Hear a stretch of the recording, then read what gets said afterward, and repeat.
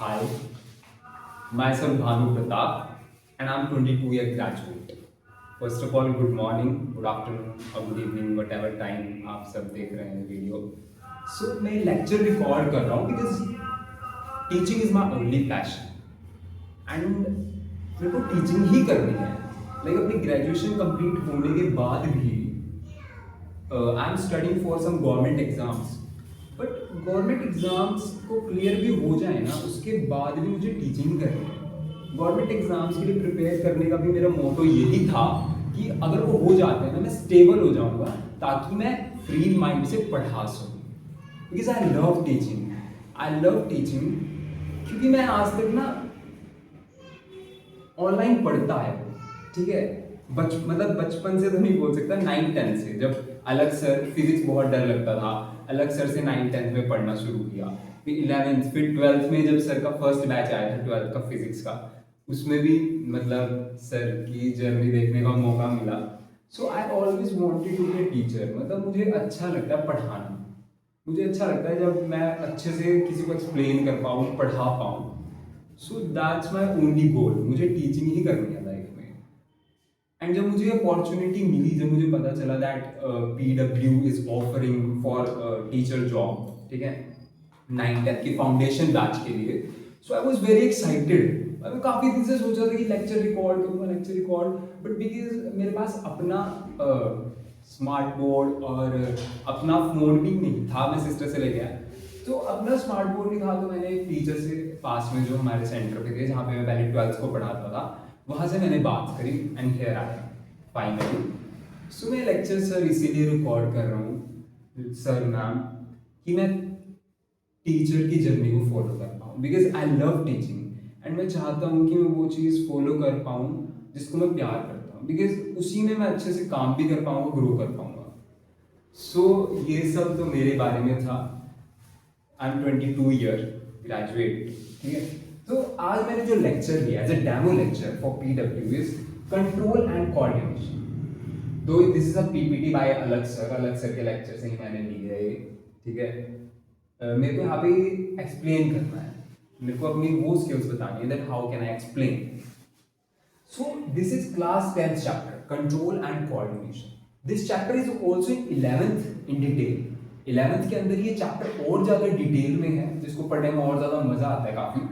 But 10th में it's on the basic level, basics आपको बताई जाएंगे. ठीक है, तो कंट्रोल एंड कोऑर्डिनेशन चैप्टर हमें पढ़ना है. हम इसमें पढ़ेंगे क्या क्या. First of all nerve cells, neurons क्या होते हैं, नर्व सेल्स क्या होते हैं, रिफ्लेक्स एक्शंस क्या होता है, ह्यूमन ब्रेन क्या होता है, hormones in animals, tropic and nastic movement, this is about plants. ठीक है, एंड हॉर्मोन्स इन प्लांट्स. यहां तक एनिमल्स के बारे में, यहां से प्लांट्स के बारे में. तो एनिमल्स एंड प्लांट्स दोनों के बारे में हम पढ़ेंगे. अब ये चीजें पढ़ के डरना नहीं है कि भाई ये क्या है, ये तो नर्व सेल्स क्या है, रिफ्लेक्स एक्शन क्या है, भाई इतनी भारी भारी टर्म्स हैं. सब समझ आएगा.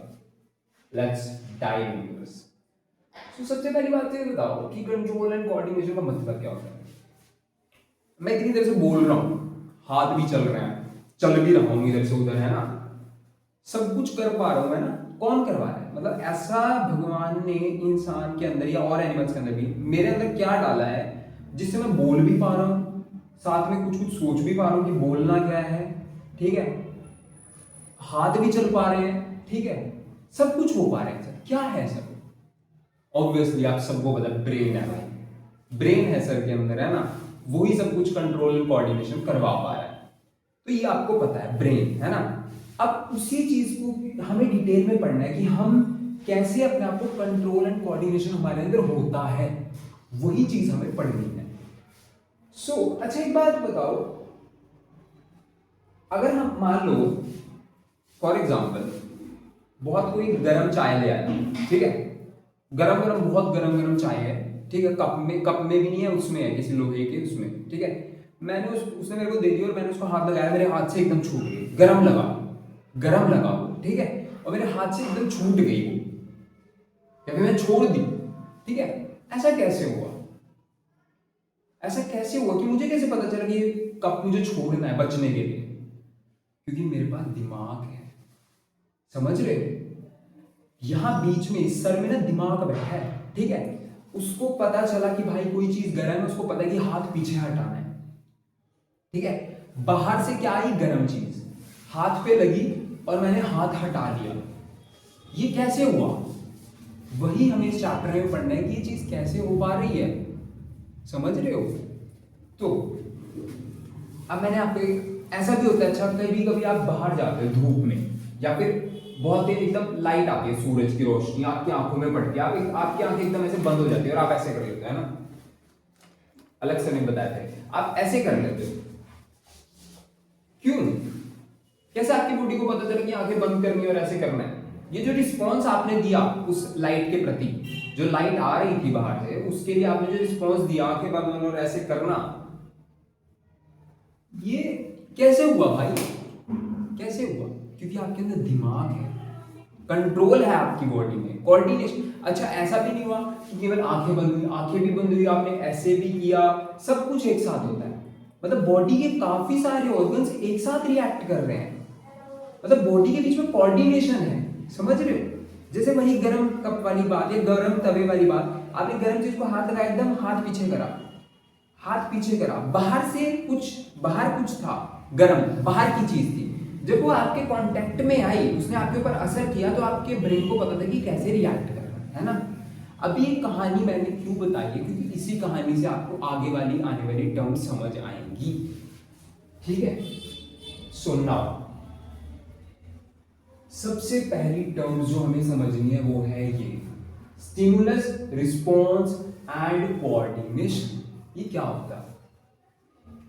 स्टिमुलस क्या है, रिस्पॉन्स क्या है, कोऑर्डिनेशन क्या है? कुछ नहीं है भाई, सिंपल चीज है। स्टिमुलस क्या होता है? बाहर का कुछ भी चेंज जिसकी वजह से आपकी बॉडी रिस्पॉन्स करे। दोबारा सुनना, बाहर की कुछ भी चीज, कुछ भी बाहर की ऐसी चीज जिससे आपकी बॉडी उसके प्रति रिस्पॉन्स करे, वो स्टिमुलस है। फॉर एग्जाम्पल यहां पे एक डायग्राम आपको दिखा रहा है, ये लड़की है, ठीक है, ये क्या कर रही है, तवे में पानी होगा, उसको गर्म कर रही है, उसे भाप निकली, भाप इसके हाथ पे लगी, ठीक है, क्योंकि वो गर्म थी तो इसके बॉडी के कांटेक्ट में आते इसने हाथ पीछे कर दिया, मतलब वो भाप क्या है, स्टिमुलस। ये जो यहां से वेपर्स निकल रहे हैं ना गर्म, ये स्टिमुलस है, कुछ भी बाहर का चीज। दूसरा, बंदा है, कमरे से बाहर निकला, बहुत तेज धूप आ रही है, उसने उस धूप के लिए क्या किया, रिस्पॉन्स, उस धूप के लिए क्या किया, रिस्पॉन्स। तो वो धूप जो आ रही है वो क्या होगी, स्टिमुलस। बाहर की कोई भी ऐसी चीज जो कि आपकी बॉडी से रिस्पॉन्स करवा दे उसको स्टिमुलस बोलते हैं। First term stimulus. सेकंड है रिस्पॉन्स, जो मैं ऑलरेडी बता ही चुका हूं, reaction of an organism to a stimulus. Stimulus क्या है, change in the environment to which an organism respond. कुछ भी बाहर कुछ भी चेंज हुआ, कुछ भी लाइट आई या गरम गरम चीज लगी आपके, आपने उसके प्रति रिस्पॉन्स किया, कुछ गरम लगा, बाहर का स्टिमुलस आया, गरम भाप, स्टिमुलस आया, आपने हाथ पीछे कर दिया, पीछे करने इज योर रिस्पॉन्स। हाथ को पीछे करना, आपने रिस्पॉन्ड किया, समझ रहे हो? तो रिस्पॉन्स क्या होता है, reaction of an organism to a stimulus. Stimulus के प्रति जो हमारा रिएक्शन होगा, हाथ पीछे करना, ये रिस्पॉन्स है। फिर आते हैं कोऑर्डिनेशन। अब कोऑर्डिनेशन क्या है भाई? कोऑर्डिनेशन कुछ नहीं है, कोऑर्डिनेशन क्या है, रिस्पॉन्स सही तरीके से हो उसके लिए कोऑर्डिनेशन इंपॉर्टेंट है। नहीं समझ आया, दोबारा सुनो। फॉर एग्जाम्पल मैं बाइक पे जा रहा हूं, ठीक है, बहुत सारी मिट्टी उड़ रही है, ठीक है, मिट्टी उड़ रही है और वो धूल मेरी आंखों में जा रही है, तो मैं क्या करूंगा, बाइक भी चला रहा हूं, धूल, आंखें भी मीच रहा हूं, हाथ भी ऐसे कर रहा हूं, ऐसे कर रहा हूं थोड़ा, ठीक है। इतनी सारी चीजें मैं एक साथ कैसे कर रहा हूं, समझ रहे हो? देखो स्टिमुलस क्या है, मिट्टी, बाहर का चेंज जो है स्टिमुलस, मिट्टी आई, ठीक है। अब मेरा रिस्पॉन्स क्या है उसके लिए, रिस्पॉन्स देखो मेरे क्या क्या हुए, बाइक तो चला ही रहा हूं, आंखें भी बंद करी और हाथ भी रख लिया, दो चीजें एक साथ हुई, देखो आंखें बंद, हाथ रख लिया, बाइक भी चल रही है। इतनी सारी चीजें दिमाग एक साथ कर पा रहे हैं, क्यों? क्योंकि हमारी बॉडी में कोऑर्डिनेशन है। हम काफी सारे ऑर्गन्स को, काफी सारे अपने बॉडी ऑर्गन्स को एक ही टाइम पे इस्तेमाल कर सकते हैं सही रिस्पॉन्स देने के लिए। मान लो अगर हमारी बॉडी एक टाइम पे एक ही काम कर पाती है, एक ही ऑर्गन को कर पाती है यूज, तो हम अच्छे से रिस्पॉन्ड ना कर पाते यार। मतलब अगर मिट्टी आ रही है, ठीक है, मैं केवल आंखें मींच पा रहा हूँ, ठीक है, तो मेरे मुंह पे भी सारे में मिट्टी मिट्टी हो जाएगी और आंखों में भी घुसी जाएगी। बट क्योंकि एक साथ बॉडी ऑर्गन्स काम कर रहे हैं, आंखें भी बंद हो रही है, हाथ भी रख लिया और ज्यादा प्रोटेक्ट कर लिया अपने आप को कि और ज्यादा मिट्टी ना आ सके, तो ये कोऑर्डिनेशन है बॉडी के अंदर। और coordination is important to generate a right response. आप समझ पा रहे हैं? बाहर का स्टिमुलस के प्रति आपका रिस्पॉन्स होना, पर रिस्पॉन्स केवल एक ऑर्गन नहीं करता, काफी सारे ऑर्गन्स एक साथ आके उस स्टिमुलस के लिए रिस्पॉन्स करते हैं। और अच्छे से रिस्पॉन्स तभी कर पाते हैं जब बॉडी में कोऑर्डिनेशन होगी। तो कोऑर्डिनेशन कुछ नहीं है, कोऑर्डिनेशन क्या है? बॉडी के ऑर्गन्स के अंदर, बॉडी के पार्ट्स के अंदर एक कोऑर्डिनेशन होना to generate a right response, ताकि हम सही रिस्पॉन्स दे पाए, उसलिए कोऑर्डिनेशन इंपॉर्टेंट है। समझ रहे हो? तो यही सारे हैं, ये इंग्लिश टर्म्स आप एक बार पढ़ सकते हो, definitions. Stimuli, change in the environment to which an organism respond. कुछ भी बाहर का चेंज, चाहे वो धूप आना है, चाहे वो गरम गरम भाप आना है, या आपने गरम कप को हाथ लगा लिया, बाहर का कुछ भी चेंज जिसके प्रति आपने रिस्पॉन्ड किया, ठीक है। और रिस्पॉन्स क्या होता है? Reaction of an organism to a stimulus. Stimulus के प्रति जो आपने रिस्पॉन्स दिया, और स्टिमुलस के लिए एक अच्छा रिस्पॉन्स आप तभी दे पाओगे जब आपकी बॉडी में कोऑर्डिनेशन होगा। अगर आपकी बॉडी में कोऑर्डिनेशन नहीं है तो आप अच्छे से रिस्पॉन्ड नहीं कर पाओगे। समझ रहे हो? So these are the three terms जो कि आपको क्लियर होनी चाहिए फर्स्ट ऑफ ऑल, ठीक है। देन अब इसकी डिटेल्स में पढ़ते हैं, ठीक है। अब हमारे कंट्रोल एंड कोऑर्डिनेशन हो रही है, कैसे हो रही है? क्योंकि भाई अंदर दिमाग है, ये सब आपको समझ आ गया ना कि भाई हमारे अंदर दिमाग है, उस वजह से मुझे पता है कि गर्म चीज लगी है तो हाथ पीछे करना है ना। पर ये दिमाग काम कैसे करता है? मतलब मुझे हाथ यहाँ पे है, हाथ यहाँ पे है, दिमाग यहाँ पे बैठा है बेचारा, उसको कैसे पता लगा ना कुछ गर्म चीज लगे तो हाथ पीछे करना है? हाथ मेरा यहाँ इतनी दूर, दिमाग यहाँ बैठा है, बट इसको दिमाग को कैसे पता चला कि हाथ को पीछे करना है भाई? How it came to know about it कि हाथ पीछे करना है? क्योंकि हमारे अंदर ऐसा सिस्टम बना हुआ है, नर्वस सिस्टम, जिससे हमारे दिमाग को पता चल जाता है कहीं पे भी बॉडी के कितनी भी दूर कोई ऑर्गन है, वहां पे कुछ भी स्टिमुलस आएगा ना, दिमाग को पता चल जाएगा, और दिमाग उसके पास दोबारा मैसेज भी भेज देगा कि भाई हाथ पीछे कर। इसने गर्म चीज पकड़ी, यहां से इतनी दूर मैसेज चला गया दिमाग के पास, ठीक है। दिमाग ने सोचा, दिमाग ने दोबारा बता दिया कि करना क्या, हाथ पीछे हटा, इसने हाथ पीछे हटा। मतलब कुछ तो ऐसा है दिमाग के अलावा भी हमारे पूरे शरीर में कुछ ऐसा है जो कि दिमाग को और सारी बॉडी पार्ट्स को कनेक्ट कर रहा है, राइट? ये चीज समझनी है। सबसे पहली बात, दिमाग तो है, पर दिमाग के अलावा भी कुछ तो ऐसी चीजें हैं, कनेक्शंस हैं कुछ ऐसे, जिससे इतनी दूर बैठा हुआ हाथ भी मैसेज पहुंचा पा रहा है कि भाई कुछ गर्म टच हुआ है, और फिर दिमाग उसको दोबारा बता पा रहा है कि तुझे क्या करना है, हाथ पीछे करना। समझ रहे हो? तो कंट्रोल एंड कोऑर्डिनेशन करने के लिए ना हमारी बॉडी में केवल ब्रेन ही नहीं है कि केवल ब्रेन ही है, नहीं, ब्रेन के अलावा भी चीजें हैं। क्या क्या है वो अब पढ़ेंगे। तो हमारा नर्वस सिस्टम जो है ना, जो हमारा नर्वस सिस्टम, हमारे अंदर कंट्रोल एंड कोऑर्डिनेशन करने के लिए दो सिस्टम है। तो नर्वस सिस्टम जिसके बारे में हम इतनी देर से बात कर रहे हैं, ठीक है, वो तो है ही। उसके अलावा एंडोक्राइन सिस्टम भी है जो कि हार्मोनल सिस्टम होता है, उसके बारे में हम पढ़ेंगे कि क्या होता है। अभी इसको छोड़ो, इतना टेंशन मत लो, एंडोक्राइन सिस्टम इतना बड़ा नाम क्या है, नहीं छोड़ो अभी के लिए, ठीक है। एक मिनट,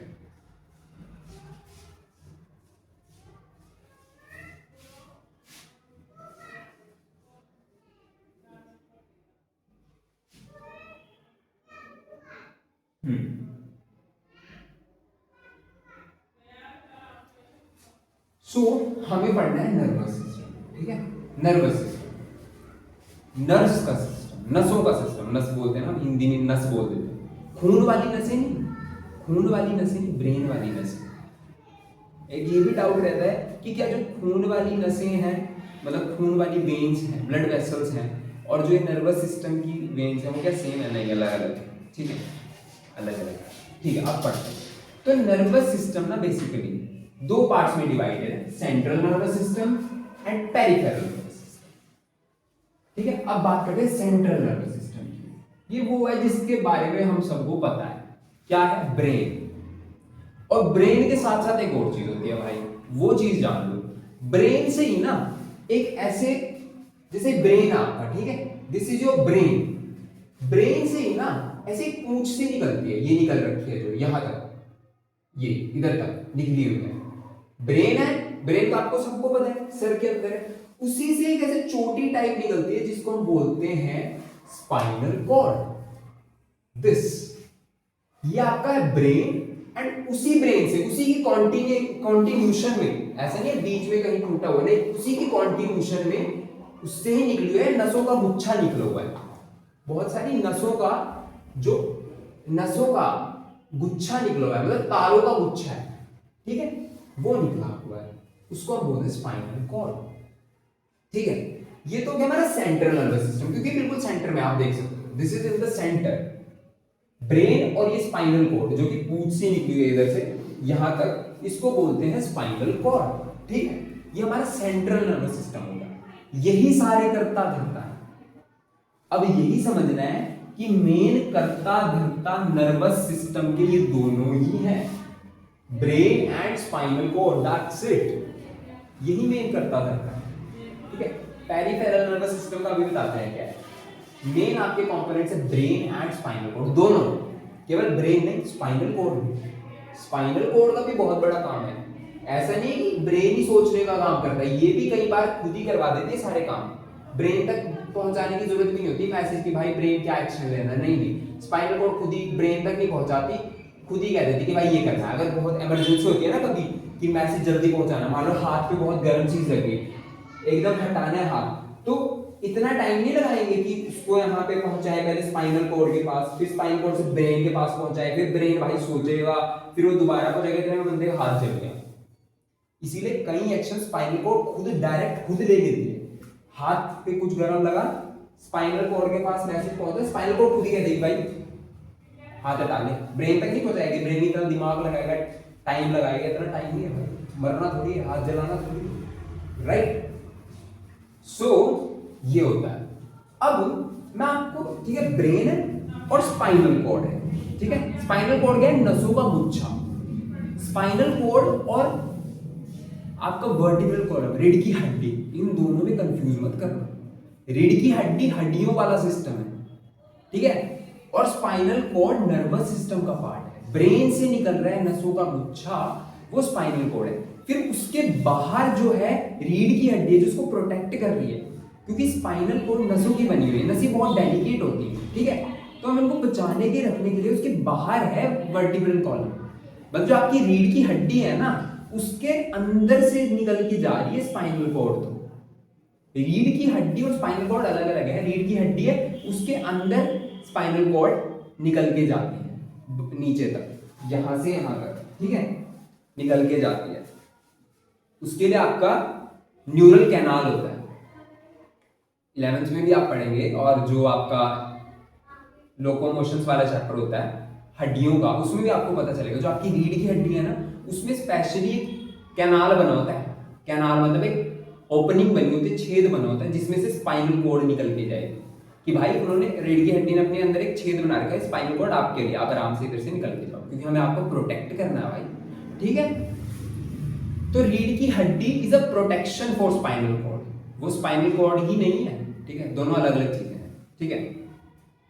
अच्छा, ठीक है, तो स्पाइनल कॉर्ड हो गई, तो मेन करता था ब्रेन एंड स्पाइनल कॉर्ड। अब मैं आपको कुछ बात बोल रहा था, अगर आपने सोची हो, मैं आपको ये बोल रहा था कि मैंने कुछ गर्म हाथ में लगा दिया, ठीक है, अब हाथ इतनी दूर बैठा है, इतनी दूर है हाथ, इसको कैसे पता, इस ब्रेन को कैसे पता चलेगा, ये स्पाइनल कॉर्ड को, जो सेंट्रल नर्वस सिस्टम है, बीच वाला सिस्टम जो सेंटर में बिल्कुल, ब्रेन एंड स्पाइनल कॉर्ड जो पीछे है, ठीक है, निकली हुई है यहां तक है, ठीक है, इन दोनों को कैसे पता चलेगा कि भाई कुछ गर्म टच हुआ है, कैसे पता चलेगा, हाथ इतनी दूर है, कैसे पता चलेगा?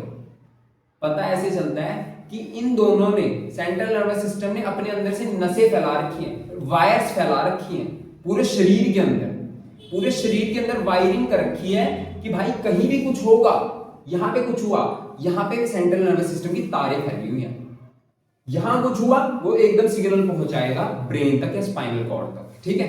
और फिर स्पाइनल कॉर्ड उन्हीं तारों के द्वारा मैसेज पहुंचा देगा कि भाई हाथ हटाओ, ठीक है।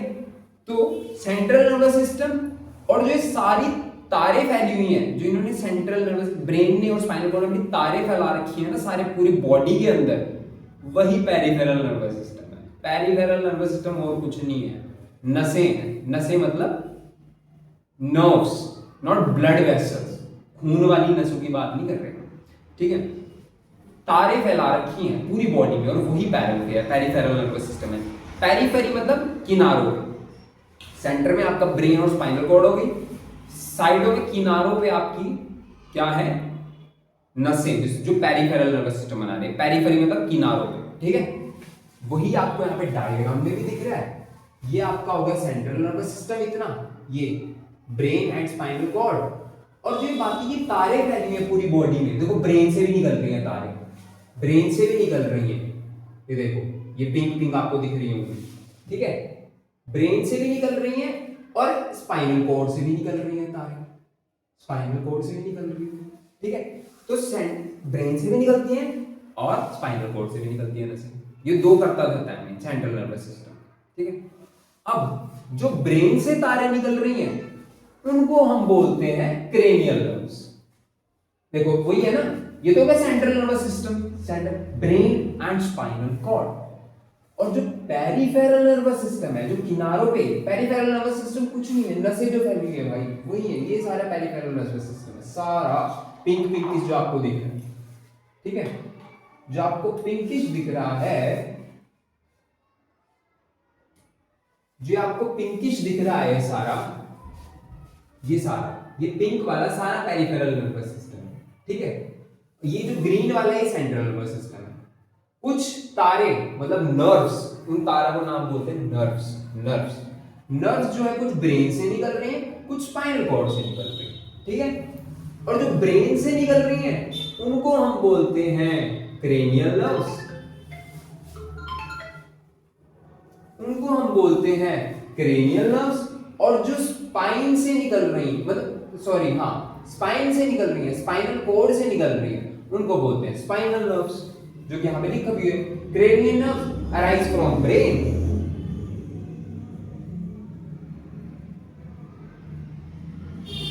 और spinal nerves arise from the spinal cord. Simple, कुछ नहीं है nervous system, central nervous system, peripheral.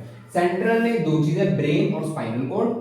Brain आपका मेन करता धरता जिसका आपको पता ही है, और उसी से निकल रही है आपकी नसों का गुच्छा स्पाइनल कॉर्ड, ठीक है। और पेरिफेरल नर्वस सिस्टम जो उससे कनेक्शन बनाने के लिए साइड में चीजें निकली हुई हैं, ठीक है, ठीक है। जो साइड में चीजें निकली हैं, ये नसें निकली हुई हैं, इन्हीं को पेरिफेरल नर्वस सिस्टम बोलते हैं। पेरिफेरल नर्वस सिस्टम आपका बनाते हैं। उसमें दो तरह की नसें हैं, एक तो ब्रेन से निकल रही है, उनको बोलते हैं क्रेनियल नर्व्स, और जो स्पाइन से निकल उनको बोलते हैं spinal nerve. Cranial word is for the head. आपके यहाँ के रीजन्स की जितनी भी चीजों की बात होती है उनको क्रेनियल बोलते हैं। यहाँ पे आपका क्रेनियम होता है, मतलब सर को इधर जो हड्डियां होती है उनको क्रेनियम बोन्स बोलते हैं, ठीक है। जो आपके ब्रेन को प्रोटेक्ट कर रही है, हड्डी है ना, स्कल है ना आपका, स्कल वो ब्रेन को प्रोटेक्ट कर रहा है। जैसे आपकी स्पाइन को रीढ़ की हड्डी प्रोटेक्ट कर रही है, ऐसे आपके ब्रेन को स्कल प्रोटेक्ट कर रहा है, ठीक है। ये चीज आपके ब्रेन को स्कल प्रोटेक्ट कर रहा है और आपकी स्पाइन को वर्टिब्रल कॉलम, जिसको रीढ़ की हड्डी बोलते हैं, वो कंट्रोल कर रही है, राइट। देन अच्छा, एक और बात मैं यहाँ पे बताना चाहूंगा, ये आपके ना जो टोटल रीढ़ की हड्डी आपकी, पता होगा आपकी रीढ़ की हड्डी कॉन्टिन्यूस नहीं होती, उसमें ऐसे ऐसे करके ना ऐसे वर्टिब्रल कॉलम होते हैं, एक फिर दूसरा जुड़ा होता है, कार्टिलेज से दूसरा जुड़ा होता है, फिर उसके नीचे एक और जुड़ा होता है, तीसरा, फिर चौथा, ऐसे ऐसे करके 26 कॉलम, 26 वर्टिब्रास होते हैं, ठीक है। आपकी पूरी वर्टिब्रल कॉलम में 26 ऐसे होते हैं वर्टिब्रास जो जुड़े होते हैं आपस में, ऐसे पूरी एक ही नहीं होती, ठीक है, अलग अलग होती है। अगर पूरी एक होती फिर आप ऐसे बेंड नहीं हो सकते थे, पर आप बेंड हो सकते हो, सब कर सकते हो, क्योंकि वो ऐसे जुड़ी हुई है, तो वो ऐसे मुड़ जाती है, मुड़ सकती है थोड़ी बहुत, कार्टिलेज होता है बीच में। तो 26 होती है आप मतलब वर्टिब्रास, ठीक है। रीढ़ की हड्डी में वर्टिब्रास 26 होती है। बट स्पाइनल कॉर्ड क्या 26 पे 26 में जाती है? नहीं, 26 के 26 में नहीं जाती, वो 20th तक, नियरली 20th तक रहती है। जैसे इसमें भी देखो यहाँ तक नहीं दिखा रखी पूरी, यहाँ तक एंड कर दी है स्पाइनल कॉर्ड आपकी। क्यों? क्योंकि आपकी स्पाइनल कॉर्ड केवल 20th वर्टिब्रा तक जाती है, मतलब जो लंबर वर्टिब्रा होती है, अभी आपको नहीं पता होगा क्या होता है, 11th क्लास में आपके पास टॉपिक आएगा बोन्स का, तो उसमें आपको पता होगा कि जो लंबर वर्टिब्रा होती है ना, उसकी पहली नंबर में या दूसरी नंबर तक जाती है। मतलब सिंपल भाषा में बताऊं, 26 वर्टिब्रास है ऐसे जुड़े हुए, 26 हो गए यहाँ तक, उसमें 20th तक जाती है स्पाइनल कॉर्ड। और स्पाइनल कॉर्ड के बाद स्पाइनल कॉर्ड की नसें जाती हैं आगे, जो पेरिफेरल नर्वस सिस्टम का पार्ट है, नसें तो निकलती हैं, पर जो आपकी स्पाइनल कॉर्ड एक मोटा सा गुच्छा है, spinal cord nearly 1 to 2 centimeter होती है एडल्ट के अंदर चौड़ी, 1 to 2 सेंटीमीटर चौड़ी होती है, ठीक है। वो जो चौड़े वाला हिस्सा है ना, वो केवल आपका 20th वर्टिब्रा तक जाएगा या 21st तक मान लो, उसके बाद जाएंगी नसें केवल, ठीक है। ये जस्ट वैसे बता रहा हूँ। तो ये तो हो गया। एंडोक्राइन सिस्टम हम बाद में पढ़ेंगे क्या होता है, नर्वस सिस्टम पहले हम पढ़ते हैं। तो हाँ, अब बात करते हैं अभी रिसेप्टर्स एंड इफेक्टर्स, ये क्या होते हैं भाई, हमें तो पता ही नहीं है क्या होता है। तो अभी देखो, आपने एक चीज देखी जो मैंने आपको बताया कि ये हाथ है, इसमें कुछ गर्म लगा, ठीक है, तो तारे फैला रखी है सेंट्रल नर्वस सिस्टम ने, उसको उस तार के थ्रू, उस नर्व के थ्रू पता चल गया, यहाँ पे टच हुआ कुछ गर्म हाथ पे, उसको पता चल गया कि कुछ गर्म टच हुआ है, हाथ को पता चला कि कुछ गर्म टच हुआ है, उसने मैसेज पहुंचाया सेंट्रल नर्वस सिस्टम तक। सेंट्रल नर्वस सिस्टम ने दोबारा उन्हीं तारों के थ्रू यहाँ पे मैसेज भेजा हाथ के पास कि हाथ हटाओ, और हाथ हटे, ठीक है। अब सोचने की बात यह है कि हाथ में ऐसा क्या है जिससे उसको पता चल जाता है, जिससे उसको वो महसूस कर लेता है कि कुछ गर्म लगा है। हाथ के अंदर मान लो मेरे हैंड्स की टिप टच हो गई किसी गर्म चीज पे, टिप्स के अंदर ऐसा क्या है, या पूरे हाथ के अंदर, जिसने मैसेज पहुंचा दिया, मैसेज जनरेट किया और यहां तक पहुंचा दिया सेंट्रल नर्वस सिस्टम तक कि कुछ गर्म टच हुआ है। और फिर ब्रेन ने या स्पाइनल कॉर्ड ने जो भी डिसीजन लिया मैसेज की ये करना है, आगे एक्शन लेना है, उसने वो मैसेज पहुंचाया, फिर मेरा हाथ पीछे हो गया, मतलब हाथ के अंदर कुछ ऐसा है जिसको पीछे कर रहा है। समझ पा रहे हो? सुनो, मतलब हाथ के अंदर ही ऐसा कुछ है जो महसूस कर पा रहा है, और हाथ के अंदर ही कुछ ऐसा है जो कि उसके खिलाफ एक्शन ले पा रहा है, दैट इज हाथ को उठा पा रहा है। दो चीजें बोली, एक जो महसूस कर पा रहा है और एक जो एक्शन ले पा रहा है, वो दोनों चीजें इस हाथ के अंदर ही है। तो वो क्या है? तो उनके लिए टर्मिनोलॉजी होती है, उनके लिए नाम होता है, वो है रिसेप्टर एंड इफेक्टर साइमल्टेनियसली। मतलब जिसने स्टिमुलस को गरम लगा ना, स्टिमुलस है गरम चीज, जैसे ही गरम चीज को टच किया, उसने स्टिमुलस को रिसीव किया, वो है रिसेप्टर। रिसेप्टर ने रिसीव किया, ठीक है, और फिर उसने रिसेप्टर ने रिसीव करके उन नर्व्स के थ्रू मैसेज पहुंचाया सेंट्रल नर्वस सिस्टम तक, और सेंट्रल नर्वस सिस्टम ने सोच के, या स्पाइनल कॉर्ड ने सोच के, सेंट्रल नर्वस सिस्टम ने सोच के वो मैसेज दोबारा पहुंचा दिया कि अब क्या करना है, हाथ पीछे करना है। और अब मैसेज पता है कहां जाएगा, वहां पे किसी और चीज के पास जाएगा जो कि हाथ को हटवा सकती है, जैसे मसल कॉन्ट्रैक्ट हो जाएगी, हाथ पीछे हो जाएगा, तो मैसेज मसल के पास पहुंचेगा, और उसी मसल को आप बोलोगे इफेक्टर। मतलब जो चीज इफेक्ट को उसके वो कर पा रही है, मतलब एक तो ये रिसेप्टर, और जो इफेक्ट शो कर पा रही है, जो एक्शन शो कर पा रही है, that is called as effector. So हमारे पास दो चीजें होगी, ठीक है, रिसेप्टर्स एंड इफेक्टर्स, ठीक है। तो रिसेप्टर्स क्या क्या होते हैं, जैसे मैंने आपका एक एग्जांपल लिया था, गर्म हाथ को टच हुआ, ठीक है, मतलब हाथ के अंदर भी रिसेप्टर है, स्किन के अंदर है ना।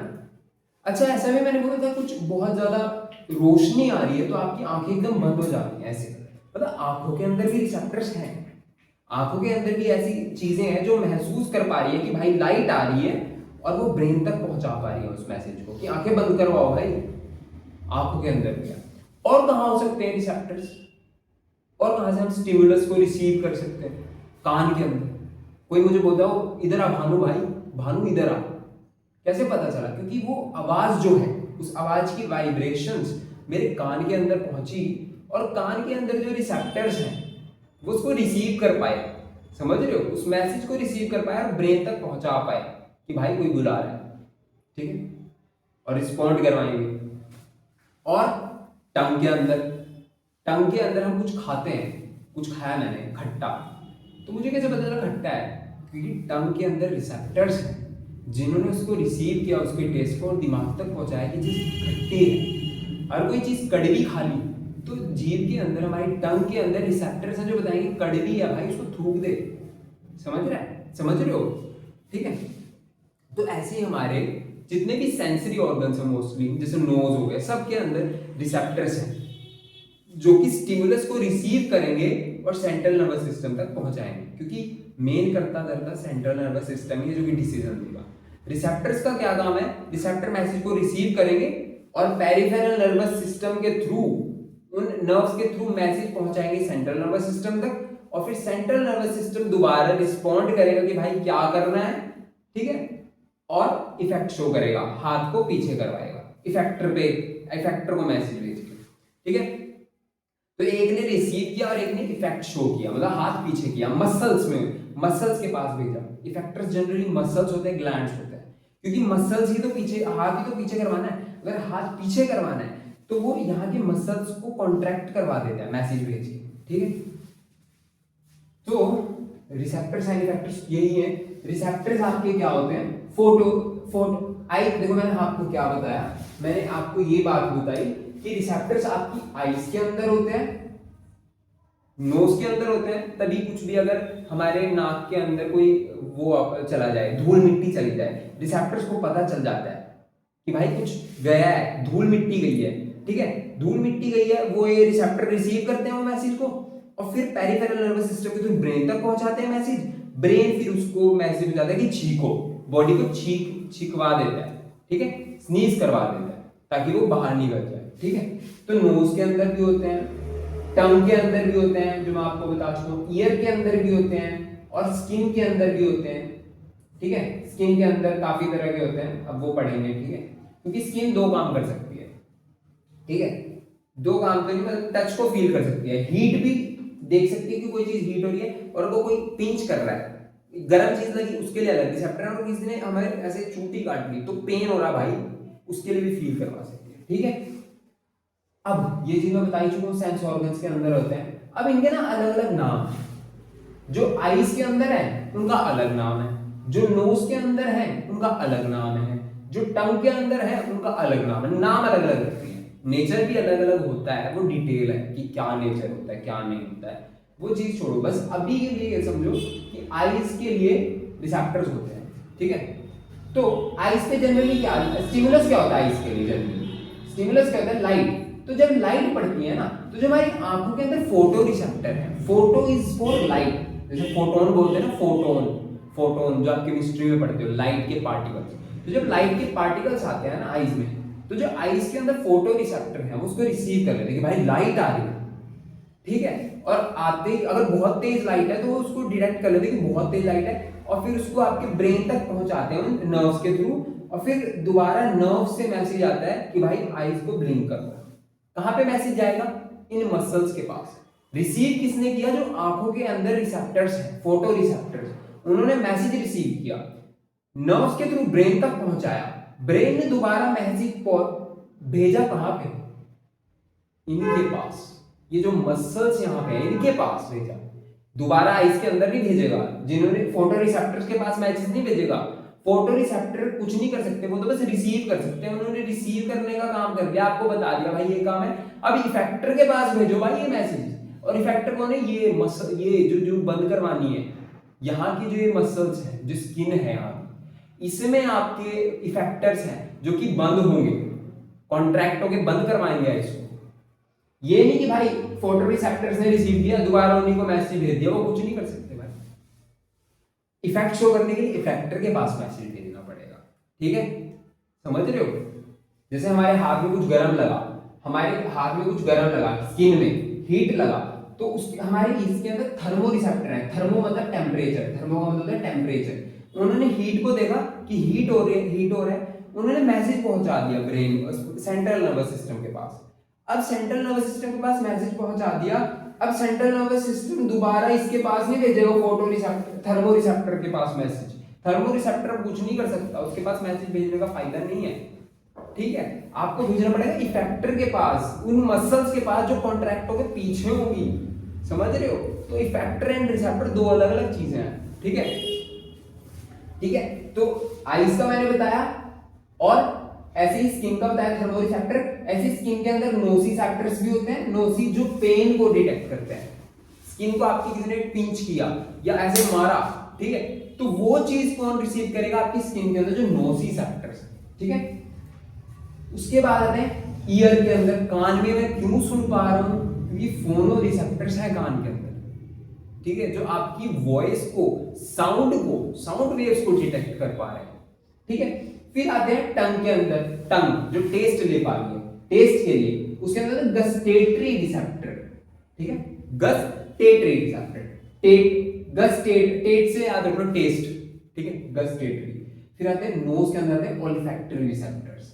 Olfactory word is for knows से रिलेटेड, जितनी भी चीजें नेजल, नोज से रिलेटेड, आपको वहां पे ओल्फैक्टरी वर्ड मिलेगा। आगे भी इन फ्यूचर आप पढ़ोगे जब भी 11th 12th में अगर बायो लेते हो, तो ओल्फैक्टरी वर्ड आपको कहीं भी देखो, it is related to nose, ठीक है, it is related to nose, ठीक है। तो ओल्फैक्टरी रिसेप्टर्स आपके पास फिर आ जाते हैं।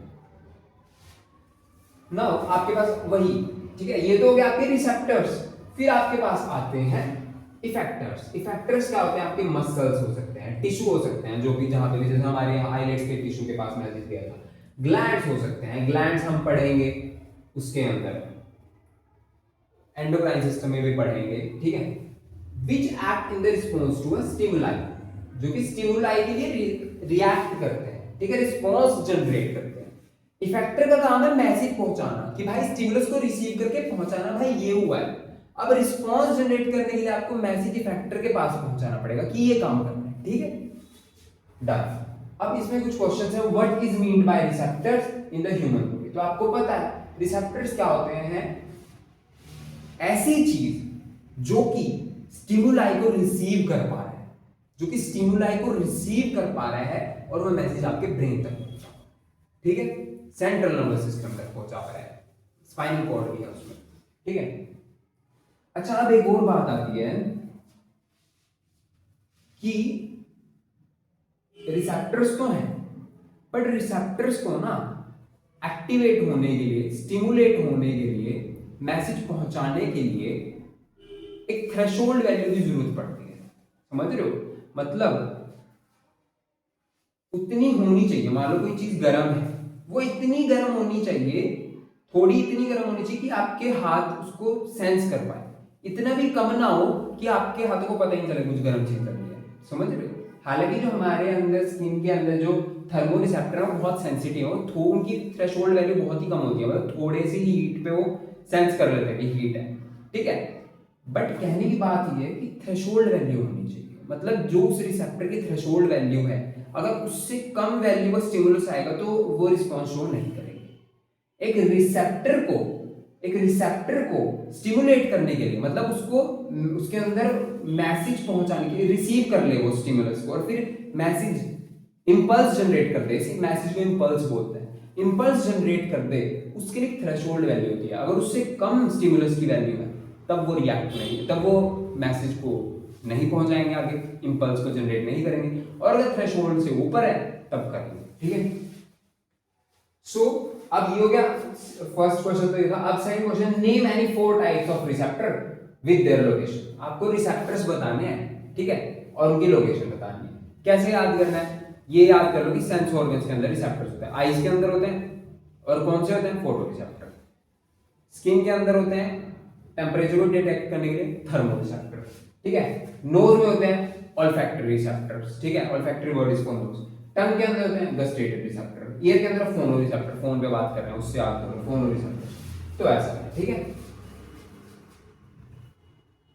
हाँ, अब ये एक्सटेरो रिसेप्टर्स और इंटेरो रिसेप्टर्स क्या होते हैं वो अभी चलो बता देता हूँ। एक्सटेरो रिसेप्टर का मतलब जो आपकी बाहर के एनवायरनमेंट से स्टिमुलस लेते हैं, जैसे कि कुछ भी हुआ बाहर, कुछ भी हुआ, ये जितने भी हमने पढ़े, लाइट आई, कुछ भी गर्म टच हुआ, ये सारे एक्सटेरो रिसेप्टर रिसीव कर रहे हैं।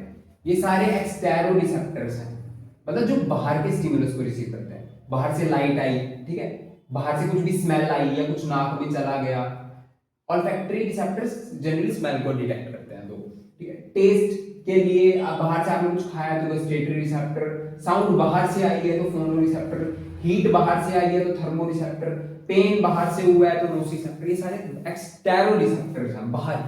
पर जरूरी थोड़ी कि स्टिमुलस बाहर से ही होता है।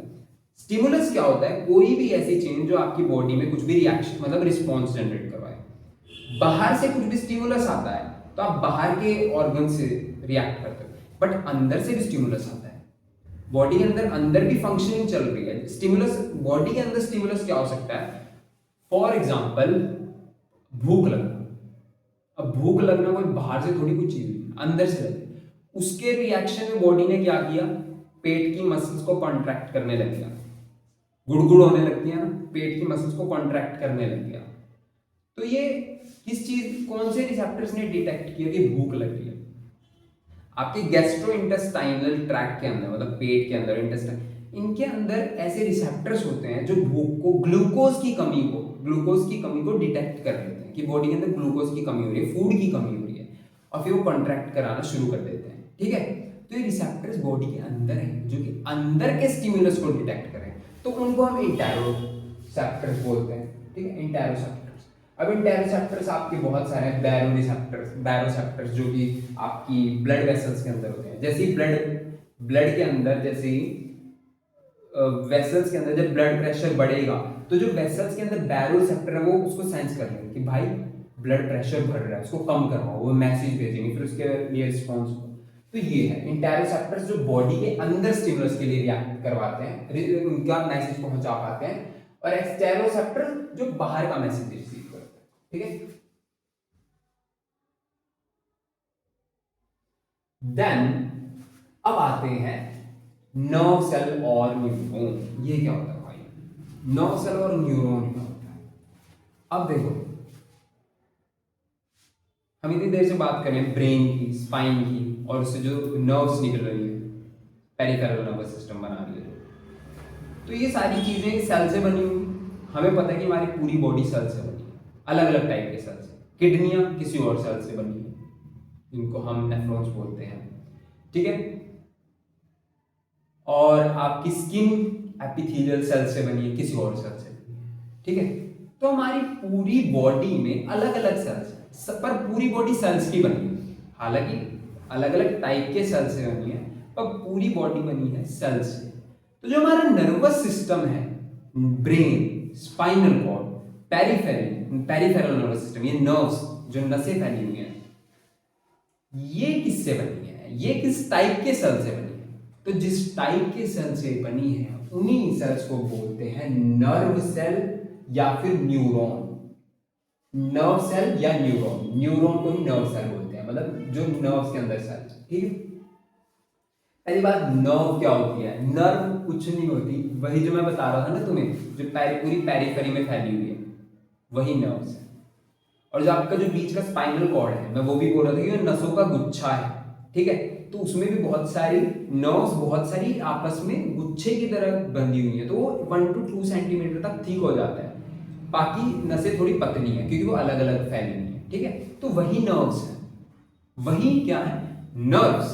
तो नर्व क्या है? सबसे पहली बात, a nerve is a bundle of fibres that carry signal.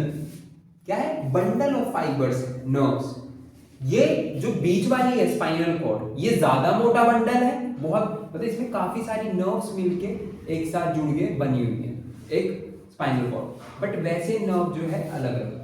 तो nerve is a bundle of fibres, बहुत सारे फाइबर्स, उनका बंडल है, दैट कैरी सिग्नल, जो सिग्नल पहुंचा रही है यहां से यहां तक। यहां पे कुछ लगा गरम, उसने मैसेज पहुंचा देना भाई ब्रेन, सेंट्रल नर्वस सिस्टम तक। सेंट्रल नर्वस सिस्टम ने दोबारा मैसेज पहुंचाना है इस तक कि भाई हाथ पीछे करो, मतलब इफेक्टर से लेके ब्रेन तक, सेंट्रल नर्वस सिस्टम तक, और यहां से लेके दोबारा इस तक पहुंचाना मैसेज, इफेक्टर तक, ठीक है।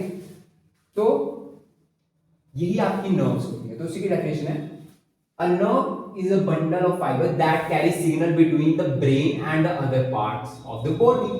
बॉडी का हाथ यहाँ पे है, ब्रेन यहाँ पे है, तो इनके बीच में कुछ कनेक्शन तो चाहिए ना। तो उसी कनेक्शन के लिए हमने नर्व्स फैला रखे हैं पूरी बॉडी में, ठीक है। यहाँ से यहाँ मैसेज पहुंचाने के लिए, और यहाँ से दोबारा करना क्या है भाई, वो मैसेज यहाँ से ब्रेन से इस तक पहुंचाने के लिए नर्व्स फैली, ठीक है। इनका काम क्या होता है, क्या कर सकती है, इनेबल सेंसेशन, सेंसेशंस फील कर सकते हैं। कुछ भी गर्म लगा, किसी ने टच किया, उस चीज को फील करके पहुंचा सकते हैं। फील कौन करेगा, receptor. Movement and other bodily functions, हाँ, और मूवमेंट भी हमसे यही करवाए। हाथ पे कुछ भी गर्म लगा, हाथ को पीछे करना, जो ये मूवमेंट मैंने की, ये क्यों कर पाया मैं, क्योंकि सिग्नल नर्व्स के थ्रू यहाँ पे पहुंचा। तब अगर सिग्नल नर्व्स के थ्रू यहाँ ना पहुंचता, मूवमेंट भी ना कर पाया।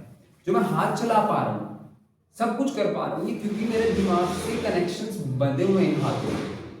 अगर नर्व्स ही ना, मैं कुछ नहीं कर पाऊंगा ना, मूवमेंट कर पाऊंगा, और भी बॉडी के फंक्शंस कुछ नहीं कर पाऊंगा, ठीक है, ठीक है। तो ये है। अब आते हैं न्यूरॉन के ऊपर। अच्छा, न्यूरॉन के पहले बताने से पहले एक बहुत इंटरेस्टिंग फैक्ट है, जो कि बहुत बेसिक्स है, क्या आप सबको पता भी हो। जो ब्रेन है ना, वो नियरली हमारे वेट का 2% होता है। मतलब अगर कोई मान लो 100 किलो का बंदा है, उसका ब्रेन 2 kg का, नियरली वैसे अडल्ट के अंदर 1.5 kg का होता है, ठीक है, 1.5 kg का ब्रेन होता है। नियरली बॉडी को 2% है, बट एनर्जी पता है कितनी कंज्यूम करता है, जितनी भी बॉडी में एनर्जी बन रही है उसका 20%।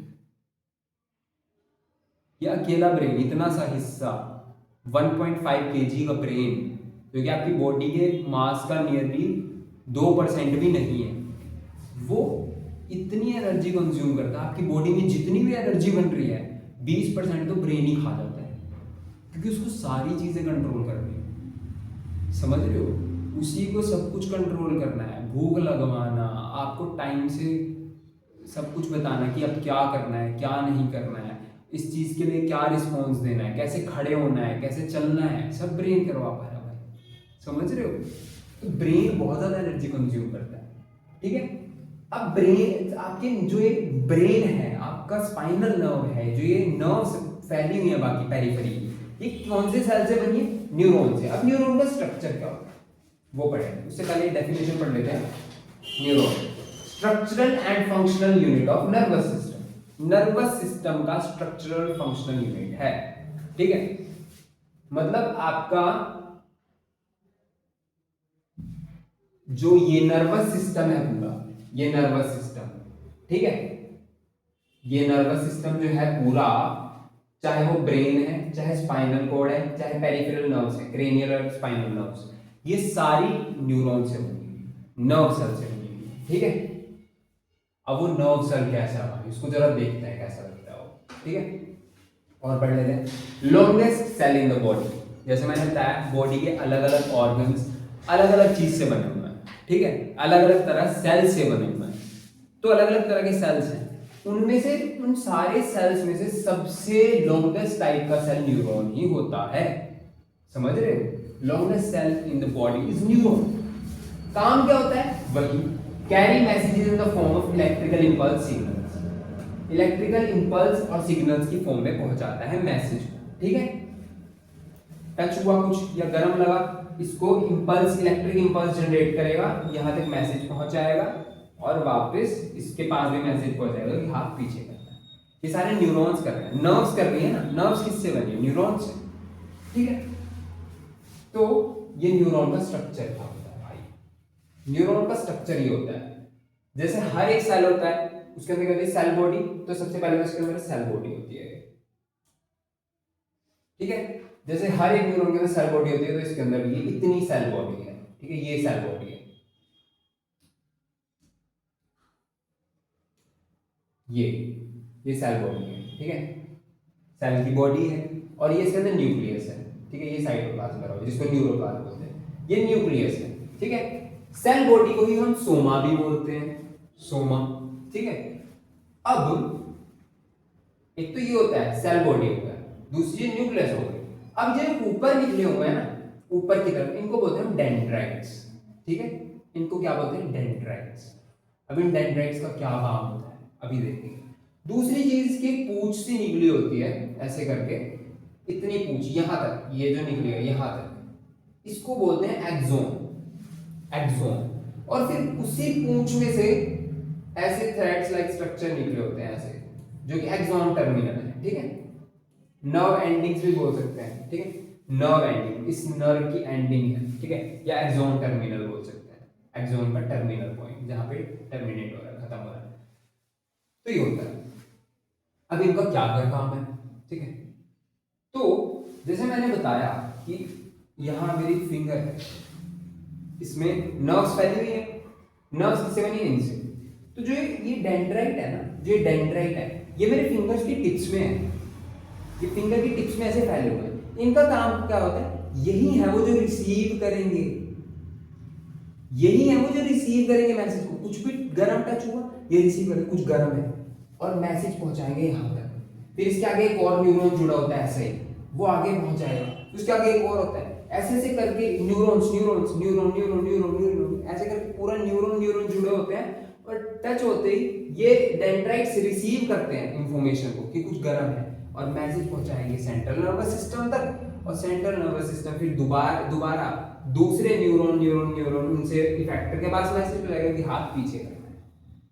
ये बात भी ध्यान रखना कि जैसे इंफॉर्मेशन दिया रिसेप्टर ने, पहुंचाया, जिस तार से पहुंचा रहा है, ठीक है, जिस फाइबर से पहुंचा रहा है इंफॉर्मेशन, ठीक है, ब्रेन ने रिसीव कर लिया।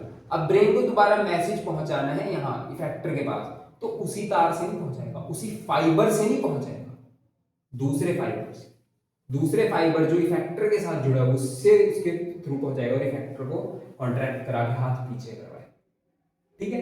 तो पहले बता रहा हूं कि ये जो डेंड्राइट है ना, यही टिप्स में है जो कि रिसीव करता है मैसेज को, रिसीव करके वो चीज यहां पे जाती है, इसके अंदर आपके सोमा के अंदर, सेल बॉडी के अंदर, यहां पे प्रोसेस होती है। फिर उसके बाद वो मैसेज पहुंचाया जाता है आपके एक्सोन के अंदर, और एक्सोन से फिर वो मैसेज पहुंचाया जाता है आपके नर्व्स एंडिंग्स के अंदर। अब यहां तक पहुंच चुका है, अब आता है दूसरा न्यूरॉन आएगा, अब दूसरे न्यूरॉन तक मैसेज पहुंचाना, एक न्यूरॉन हो गया, अब दूसरे न्यूरॉन तक पहुंचाना है मैसेज, पहुंचाना पड़ेगा ना, तभी तो दिमाग तक जाएगा। इन सबको न्यूरॉन को दे, ये एक न्यूरॉन को देना पड़ेगा, अगला न्यूरॉन भी यही करेगा, यही सेम चीज, फिर उसको अगले न्यूरॉन को, ऐसे यहां तक पहुंचाना है मैसेज। अब वो कैसे पहुंचेगा, इंपल्स ट्रांसमिशन कैसे होगी वो भी देखना है। इंपल्स ट्रांसमिशन आपका और ज्यादा डिटेल में 11th स्टैंडर्ड में आएगा, ठीक है, वहां पे आपको पता चलता है पोटाशियम पंप्स खुल जाते हैं, ठीक है, आपकी डीपोलराइज्ड जो पोलराइज्ड जो आपकी नर्व होती है वो डीपोलराइज हो जाती है, वो सब 11th में है, ठीक है। अभी के लिए इतना है। अच्छा, एक और चीज मैं बता रहा था कि आपको ये बात बता रहा था ना कि मैं इंपल्स जनरेट होने के लिए, मैसेज जनरेट होने के लिए, इंपल्स जनरेट होने के लिए आपके उसकी जो स्टिमुलस की वैल्यू है वो थ्रेशोल्ड से ऊपर होनी चाहिए, या थ्रेशोल्ड वैल्यू होनी चाहिए उससे ऊपर होनी चाहिए, तभी मैसेज पहुंच पाएगा। तो वो कौन डिसाइड करता है कि वो थ्रेशोल्ड से ऊपर है या नीचे है? वो न्यूरॉन के अंदर ही एक पार्ट है जो कि उस चीज को फील करता है कि थ्रेशोल्ड वैल्यू है कि नहीं। वो है आपका ये पार्ट, ये सेल बॉडी से जो एक्सोन से जो शुरू हो रहा है ना, ये वाला इतना पार्ट, इसको बोलते हैं हम हिलॉक, एक्सोन हिलॉक इसको बोलते हैं, इसमें में भी नहीं, ठीक है, इसको बोलते हैं हिलॉक। इस हिलॉक ये बहुत ही सेंसिटिव पार्ट होता है, पूरे न्यूरॉन का सबसे सेंसिटिव पार्ट होता है हिलॉक, ठीक है, हिलॉक होता है सबसे सेंसिटिव पार्ट। हिलॉक का काम क्या होता है, हिलॉक ही मैसेज को यहां से डेंड्राइट रिसीव करते हैं, आगे पहुंचाते हैं, यहां जब आता है हिलॉक के पास, वही देखता है कि इसकी थ्रेशोल्ड वैल्यू इतनी है कि इसको आगे हम ट्रांसफर करें, अगर है तो आगे ट्रांसफर करता है, वरना वो यहीं पे खत्म हो जाता है सिग्नल। इसीलिए वो बोल रहे थे कि थ्रेशोल्ड वैल्यू इतनी, स्टिमुलस की वैल्यू इतनी होनी चाहिए कि वो इंपल्स जनरेट करवा पाए, ठीक है। अभी हम बात करते हैं कि थ्रेशोल्ड वैल्यू है, स्टिमुलस आया, गर्म चीज लगी इनके ऊपर, गरम गरम हीट ये मेरे टिप्स के अंदर है, वैसे मेरी फिंगर्स है ना, एक फिंगर है, ये तो बहुत बड़ा बना हुआ है, बहुत छोटा होगा, ये बहुत छोटा हो जाएगा मेरी फिंगर के अंदर, इसमें से सारी की सारी नसें निकली हुई हैं एक ही फिंगर की। तो काफ़ी सारे न्यूरॉन्स होते हैं, वैसे ऐसा नहीं कि एक ही होता है। जब समझाने के लिए बता दूँ, गर्म लगा तो गर्म मैसेज रिसीव करके पहुंच जाएगा, ठीक है, रिसीव हुआ, वो थ्रेशोल्ड वैल्यू है उसकी हीट की, अब वो आगे पहुंच जाएगा, फिर अगले न्यूरॉन के पास पहुंच जाएगा मैसेज वो, ठीक है। अच्छा एक और चीज है कि अगले न्यूरॉन के पास कैसे पहुंच जाएगा मैसेज, वो भी एक बहुत ही खासियत है कि कैसे पहुंचाता है, ठीक है, अब वो देखते हैं। ठीक है, तो ये सारे हो गए आपके डेंड्राइट हैं जो मैसेज को रिसीव करेंगे, सेल बॉडी के अंदर जाएगा, देन हिलॉक होता है आपका, फिर आपका एक्सोन होता है जो कि जिसके थ्रू मैसेज पहुंचेगा, ठीक है, और फिर आपके डेंड्राइट्स होते हैं, सॉरी ये होते हैं आपके नर्व एंडिंग्स होती हैं, डेंड्राइट्स होते हैं, नर्व एंडिंग्स होती हैं, एक्सोन टर्मिनल्स होते हैं जो कि मैसेज को आगे अगले न्यूरॉन के पास पहुंचाने का काम करेंगे। ये कैसे पहुंचाते हैं वो भी देखेंगे, ठीक है। तो इतना हुआ, ठीक है। तो ये दो वही डायग्राम है, डेंड्राइट, एक्सोन, नर्व एंडिंग्स, ठीक है। इस पे कुछ सवाल है, draw a diagram of neuron and label it parts. तो डायग्राम आप बना देना, सबसे पहले सेल बॉडी बना दो, उसमें से डेंड्राइट्स निकाल दो, बीच में आपका ये बना लो न्यूक्लियस, ठीक है, हिलॉक एंड देन एक्सॉन जो कि जहां से ट्रांसफर होगी आपकी इंपल्स, और ये है नर्व्स एंडिंग्स, यहाँ पे पहुंच के अगले न्यूरॉन के पास पहुंचाया जाएगा मैसेज। और जो ये चीज आपको दिख रही है इनको माइलिन शीट बोलते हैं, अभी क्या होती है वो भी देखते हैं आगे, ठीक है, माइलिन शीट। चलो अभी बता देता हूँ, ठीक है। एक्सोन के ऊपर ना एक शीट होती है कवर्ड, जिसको हम माइलिन शीट बोलते हैं। हर एक न्यूरॉन के ऊपर नहीं होती, कुछ के ऊपर होती है, कुछ के ऊपर नहीं होती है, ठीक है। अब जो ये माइलिन शीट होती है ना, ये न्यूरॉन को व्हाइट कलर देती है, ठीक है, व्हाइट कलर देती है ये न्यूरॉन को। तो आपने सुना होगा कि हमारे ब्लड, हमारे ब्रेन के अंदर या हमारे नर्वस सिस्टम के अंदर, स्पाइन के अंदर या, ठीक है, दो तरह के मैटर होते हैं, grey matter and white matter. शायद आपने सुना हो grey matter and white matter. तो कुछ नहीं होते, वो यही होते हैं जो एक्सोन है, एक्सोन के ऊपर होते हैं केवल माइलिन शीट, एक्सोन के ऊपर। अगर एक्सोन के ऊपर माइलिन शीट होती है तो इतना पार्ट व्हाइट मैटर बनाता है, और बाकी का ये सारा पार्ट सेल बॉडी, डेंड्राइट और ये बनाते हैं आपके grey matter, grey part of the brain, आपके नर्वस सिस्टम का, ब्रेन, स्पाइनल कॉर्ड, ठीक है। तो जितना पार्ट ये आपका वो है जिसपे माइलिन शीट है, ये वाली जो येलो वाली आपको दिख रही है, ये माइलिन शीट है, ये जो इतना पार्ट है ये व्हाइट मैटर बनाता है ब्रेन का, और जो ये वाले पार्ट है, ये सेल बॉडी, डेंड्राइट, ये बनाते हैं ग्रे मैटर, ठीक है, ग्रे मैटर आपके नर्वस सिस्टम। बाहर ग्रे होगा, अंदर व्हाइट मैटर होगा, और जो स्पाइनल कोड है, जो स्पाइनल कोड है उसमें बाहर व्हाइट मैटर होगा और अंदर ग्रे मैटर होगा। सो दैट्स 11th में और डिटेल में पढ़ लेना, ठीक है। तो ये था, उसके बाद आते हैं हम साइनैप्स। अब आता है वही टॉपिक जो मैं बता रहा हूं कि न्यूरॉन से न्यूरॉन तक मैसेज पहुंचाने हैं। एक न्यूरॉन तक तो आपको पता चल गया कैसे मैसेज पहुंचा, इसने थ्रेशोल्ड, इसने मैसेज लिया, सिग्नल लिया, इसके अंदर प्रोसेस हुई, हीलॉक के अंदर देखा कि थ्रेशोल्ड वैल्यू है कि नहीं, आगे मैसेज पहुंचा दिया, वही है, ठीक है। अब डेंड्राइट्स के अंदर आ गया, डेंड्राइट्स के अंदर आ गया मैसेज। अब अगले न्यूरॉन के पास मैसेज कैसे पहुंचाना है भाई, अगले न्यूरॉन के पास कैसे पहुंचेगा, क्योंकि ना ऐसा ये दो न्यूरॉन्स ना जुड़े नहीं होते आपस में, इनके बीच में ना गैप होता है जिसको साइनेप्टिक क्लेफ्ट बोलते हैं, ठीक है। इनके बीच में जो ये होता है ना, ये एक न्यूरॉन की डेंड्राइट्स हैं और एक न्यूरॉन की नर्व एंडिंग्स हैं और दूसरे की डेंड्राइट, इनके बीच में गैप होता है, ऐसे नहीं होते जुड़े हुए हैं। अगर जुड़े होते फिर तो जुड़े हुए से कॉन्टिन्यूसली मैसेज पहुंचाता, बट जुड़े नहीं होते, बीच में गैप होता है, इसको हम बोलते हैं साइनेप्टिक क्लेफ्ट। यहां पे नहीं लिखा हुआ ना, ठीक, इसको क्लेफ्ट बोलते हैं, साइनेप्टिक क्लेफ्ट,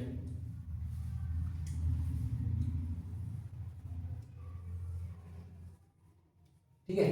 बीच में इनके गैप होते हैं जिसको हम क्लेफ्ट बोलते हैं, ठीक है, साइनेप्टिक क्लेफ्ट होती है। तो इस साइनेप्टिक क्लेफ्ट की वजह से ना मैसेज कॉन्टिन्यूस नहीं हो पाता, तो हमें यहां से यहां पहुंचाना, कैसे पहुंचाते हैं, ये आपके ना, इसको जूम करके दिखाओ, ये आपकी नर्व एंडिंग है, ठीक है। नर्व एंडिंग्स के अंदर साइनेप्टिक नोड्स होते हैं, ये जो आपको गोल गोल दिख रहे हैं साइनेप्टिक नोड्स हैं। इन साइनेप्टिक नोब्स को ही आपको जूम करके दिखाया है। एक इनके अंदर ना ऐसे वेसिकल्स होते हैं, साइनेप्टिक वेसिकल्स। इनके अंदर ना केमिकल्स होते हैं, ठीक है, केमिकल्स होते हैं। उन केमिकल्स को इस साइनेप्टिक क्लेफ्ट के अंदर छोड़ा जाता है और फिर उन केमिकल्स को रिसीव करते हैं अगले न्यूरॉन के डेंड्राइट्स और फिर वही इंपल्स जनरेट हो जाती है। उन केमिकल्स के थ्रू मैसेज रिसीव होता है, फिर वो आगे पहुंच जाता है यहीं से दोबारा वैसे ही सिंपल डेंड्राइट तक। फिर अगला डेंड्राइट और अगला नर्व एंडिंग होगा और अगले न्यूरॉन के डेंड्राइट्स होंगे। अगले न्यूरॉन के डेंड्राइट्स वेट कर रहे होंगे भाई कि हमारे पास मैसेज पहुंचाओ। कैसे पहुंचाएगा ये? इसके जो नोब्स होंगे उसके अंदर केमिकल्स हैं जिनको हम बोलते हैं न्यूरोट्रांसमीटर। उन केमिकल्स का नाम है न्यूरोट्रांसमीटर।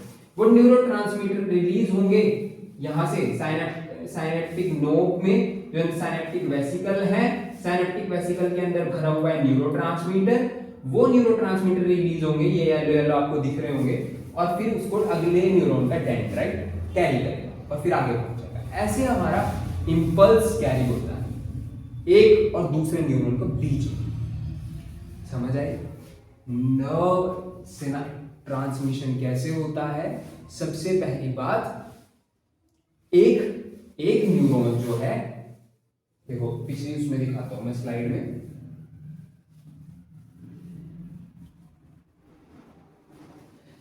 इसने सबसे पहला न्यूरॉन है, फर्स्ट है, ठीक है, इसने रिसीव किया डेंड्राइट से मैसेज, प्रोसेसिंग हुई, हिल्लॉक में गया, एक्सोन तक, एक्सोन में कैरी हुआ। अब यहां तक तो कोई दिक्कत नहीं आ रही भाई, यहां तक पहुंच चुका है डेंड्राइट। अब देखा आगे तो भाई गैप है, आगे तो खाई है, गैप है भाई, लेफ्ट है, मैसेज अगले तक पहुंचाना है, कैसे पहुंचाए भाई? तो उसने क्या कहा, इन्होंने नर्व सेंडिंग्स ने कहा मेरे नोब्स के अंदर, जैसे मान लो नर्व सेंडिंग और मैं न्यूरॉन, मेरी नर्व एंडिंग्स के अंदर, ठीक है, नर्व इतना मान लेना न्यूरॉन, ये मेरा हेड था, यहाँ से रिसीव किया मेरा, और यहाँ मेरी ये एक्सोन और ये नर्व एंडिंग, इनके अंदर क्या है भाई, नोब्स है और इसके अंदर केमिकल है, न्यूरोट्रांसमीटर्स है। मैं ऐसे उनको न्यूरोट्रांसमीटर को रिलीज कर दूंगा, ये रिलीज कर देंगे, वो केमिकल्स के थ्रू मैसेज चल के अगले डेंड्राइट, अगले न्यूरॉन के डेंड्राइट के पास पहुंच जाएगा। अब अगले तक पहुंच गया डेंड्राइट तक, उसके लिए भी सिंपल है, वो भी आगे अपना कैरी करता रहेगा, फिर दोबारा नर्व एंडिंग्स पे आगे दिक्कत आ जाएगी, फिर दोबारा वो भी न्यूरोट्रांसमीटर रिलीज करेंगे and so on so on so, ठीक है। न्यूरोट्रांसमीटर का आपका एक एग्जांपल है एसिटाइलिन कोलिन, एसिटाइल कोलिन, ठीक है, जो न्यूरोट्रांसमीटर केमिकल्स होते हैं ना, इनका एग्जांपल है एसिटाइल कोलिन, ठीक है।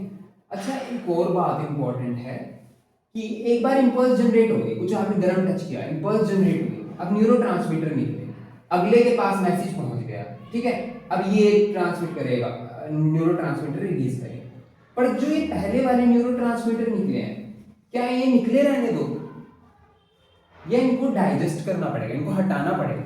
इनको हटाना पड़ेगा, क्योंकि अगर ये निकले रहे तो इसको स्टिमुलेट करते रहेंगे और ओवर स्टिमुलेशन होने से न्यूरॉन डैमेज हो सकते हैं। समझ रहे हो? तो इन न्यूरोट्रांसमीटर्स को, एसिटाइलिन कोलिन को एग्जांपल लो, उनको हमें हटाना पड़ेगा। कैसे हटाएंगे? यही पे साइनेप्टिक क्लेफ्ट के अंदर ही उसको डाइजेस्ट करने वाले एंजाइम्स छोड़े जाते हैं।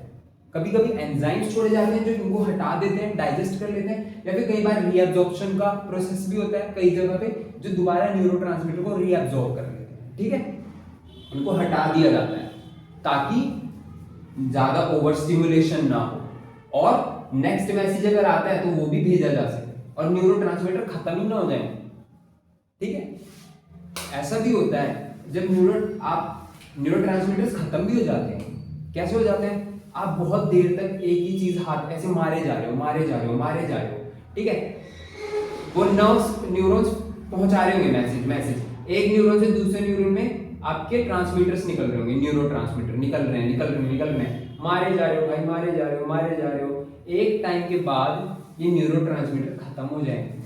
एक टाइम ऐसा आएगा सारे न्यूरोट्रांसमीटर एग्जॉस्ट हो जाएंगे, फिर आप कितना भी मारते रहो मैसेज आगे ट्रांसफर ही नहीं हो पाएगा।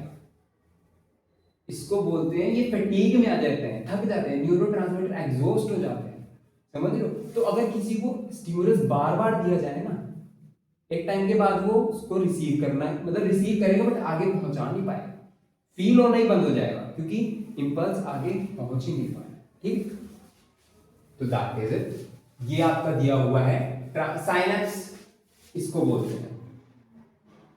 साइनेप्स क्या होता है? Microscopic gap between two neurons. Synapse बोल लो या बीच में जो गैप है उसको साइनेप्टिक क्लेफ्ट बोल लो। ठीक है, साइनेप्स होता है ये gap.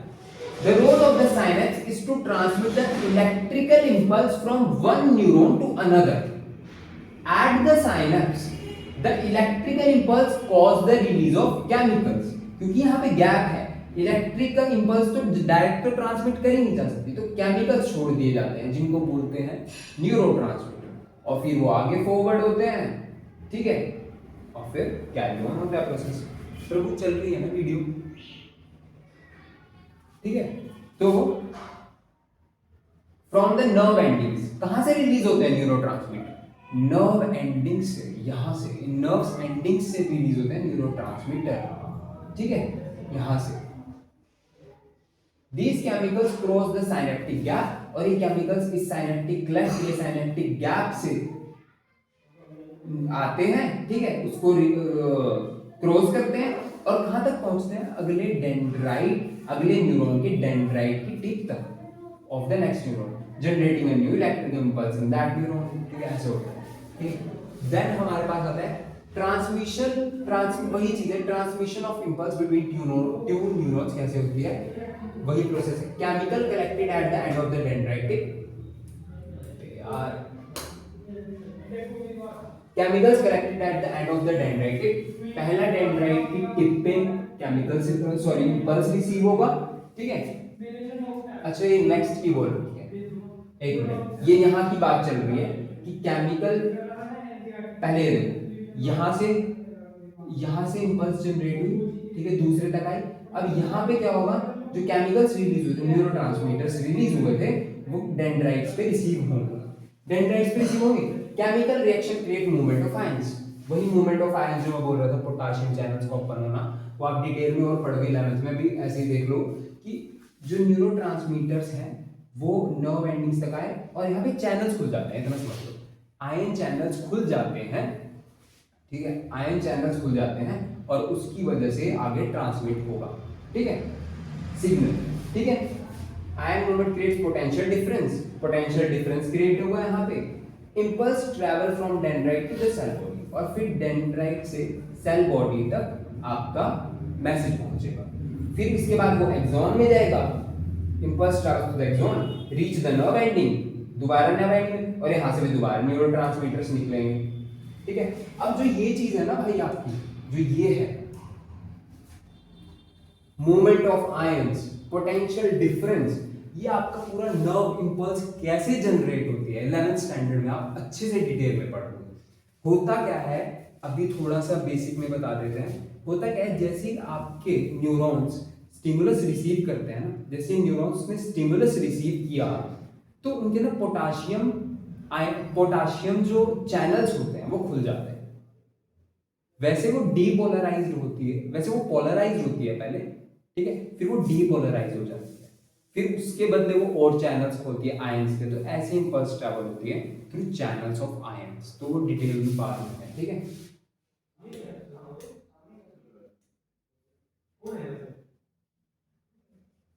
then after this is a question, electrical impulse travels in a neuron from, एक न्यूरॉन के अंदर इलेक्ट्रिकल इंपल्स कैसे ट्रैवल होती है?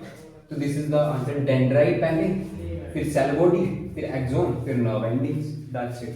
ठीक है, फिर नेक्स्ट क्वेश्चन है, what is a synapse? Synapse क्या होता है? How is an electric impulse created in a nerve cell? कि नर्व सेल के अंदर इंपल्स कैसे जनरेट होती है? And what is the role of synapse in this context? ठीक है, तो साइनेप्स क्या होता है? दो न्यूरॉन्स के बीच में जो माइक्रोस्कोपिक गैप है, जिसको हम साइनेप्टिक क्लेफ्ट भी बोलते हैं, उसी को हम साइनेप्स बोलते हैं। Synapse is a microscopic gap between the nerve ending of one neuron and dendritic tip of the another neuron.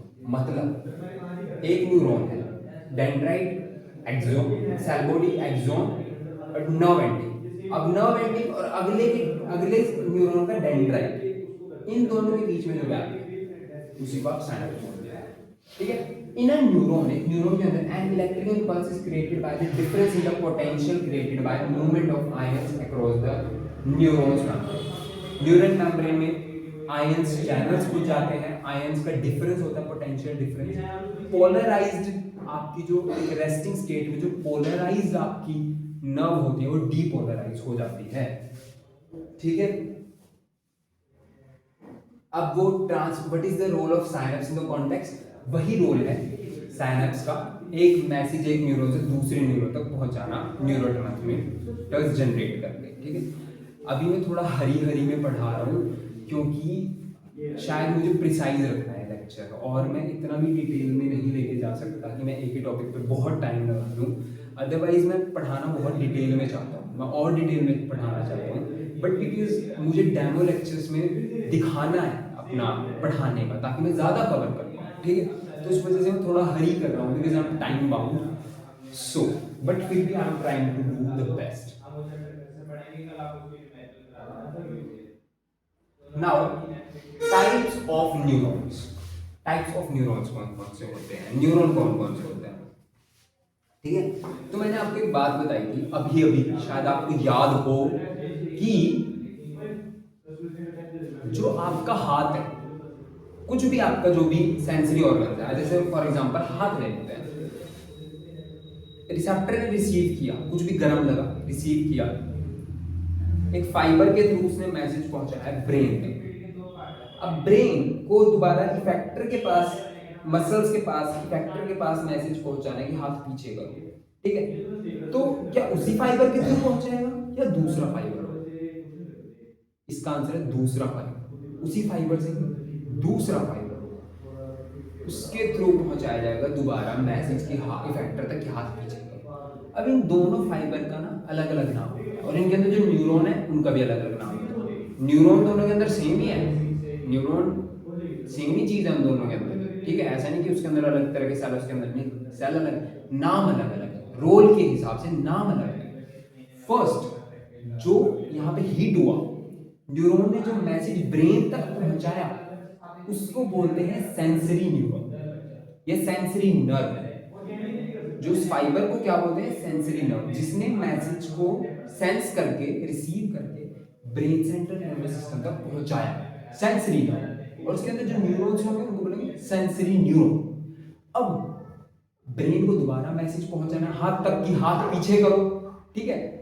तो वो मैसेज पहुंचाया जाएगा एक दूसरे फाइबर के थ्रू, जिसको हम बोलते हैं मोटर न्यूरॉन, जिसको हम बोलते हैं मोटर नर्व या मोटर न्यूरॉन। उस फाइबर को बोलेंगे मोटर नर्व, और जो उसके अंदर न्यूरॉन होंगे उनको मोटर नर्व, ठीक है। ये बात नहीं। अच्छा आप देखो, यहां से टच हुआ कुछ गर्म, सेंसरी नर्व के थ्रू मैसेज पहुंचा सेंट्रल नर्वस सिस्टम तक, ठीक है। अब सेंट्रल नर्वस सिस्टम के अंदर प्रोसेसिंग होगी कुछ, ठीक है, कि भाई क्या करना है, हाथ हटाना। सेंट्रल नर्वस सिस्टम के अंदर प्रोसेसिंग हुई, उससे फिर पहुंचा दिया मैसेज किसके पास, मोटर नर्व के पास कि हाथ पीछे करवाना, ठीक है। तो ये तुम्हारे पास दो नर्व हुई अभी, सेंसरी एंड मोटर, बट बीच में जहां प्रोसेसिंग चल रही है सेंट्रल नर्वस सिस्टम के अंदर, जहां पे प्रोसेसिंग चल रही है, उधर भी तो नर्व्स ही हैं, उधर भी तो न्यूरॉन्स ही हैं, पूरा ब्रेन भी आपका, स्पाइनल कॉर्ड भी सब न्यूरॉन से बना है। जो बीच में वो नर्व्स है ना, जो बीच में वो न्यूरॉन है जहाँ पे प्रोसेसिंग हो रही है, उनको बोलते हैं रीले न्यूरॉन्स, रीले न्यूरॉन्स, ठीक है, या फिर इंटर न्यूरॉन्स, ठीक है। रीले न्यूरॉन या इंटर न्यूरॉन, क्यों? क्योंकि इंटर न्यूरॉन क्यों? क्योंकि वो दो न्यूरॉन्स को जोड़ रहे हैं, सेंसरी न्यूरॉन को और मोटर न्यूरॉन को जोड़ रहे हैं, समझ रहे हो। यहाँ पे कुछ टच हुआ, मोटर न्यूरॉन, मोटर नर्व से मैसेज चला गया ब्रेन तक या स्पाइनल कॉर्ड तक। स्पाइनल कॉर्ड के अंदर आपके हैं रीले न्यूरॉन या फिर इंटर न्यूरॉन्स, वो मैसेज को प्रोसेस करेंगे और वो आपके फिर पहुंचाएंगे मोटर न्यूरॉन तक मैसेज, और नर्व तक, और हाथ पीछे करवा देंगे इफेक्टर, ठीक है। तो वही है types of neuron. Sensory neuron वो क्या करते हैं, transmit impulse from receptor to central nervous system. Sensory neuron का क्या काम है, रिसेप्टर से मैसेज सेंट्रल नर्वस सिस्टम तक, ठीक है। अब और मोटर न्यूरॉन्स का क्या काम है? Transmit impulse from central nervous system to the effector तक पहुंचाएंगे, ठीक है। और इनको बीच में कौन कनेक्ट करेगा? रिले न्यूरॉन्स, इंटर न्यूरॉन्स, ये कनेक्ट करेंगे, ठीक है। Connect sensory and motor neurons. तो आप यहां से समझ सकते हो एक चीज, एक यहां से आप इनसाइट देख सकते हो कि जो सेंस, जो आपके रिले न्यूरॉन्स है ना, they are present in CNS, central nervous system के अंदर है। और जो आपके सेंसरी और मोटर न्यूरॉन है, ये दोनों पेरिफेरल नर्वस सिस्टम के अंदर है, पीएनएस के अंदर, पेरिफेरल नर्वस सिस्टम के अंदर है सेंसरी और मोटर। और जो बीच में कनेक्ट कर रहे हैं, जहां सारी प्रोसेसिंग हो रही है, वो सीएनएस के, ठीक है। अब क्या होता है, देखो आपने ये बात समझी कि इतना समझ आया। अब आपने एक बात समझी कि सेंसरी न्यूरॉन से मैसेज जा रहा है सेंट्रल नर्वस सिस्टम तक, ठीक है।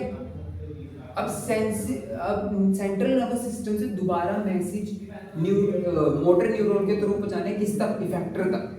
इफेक्टर कौन है आपका? मसल तक पहुंचाना है।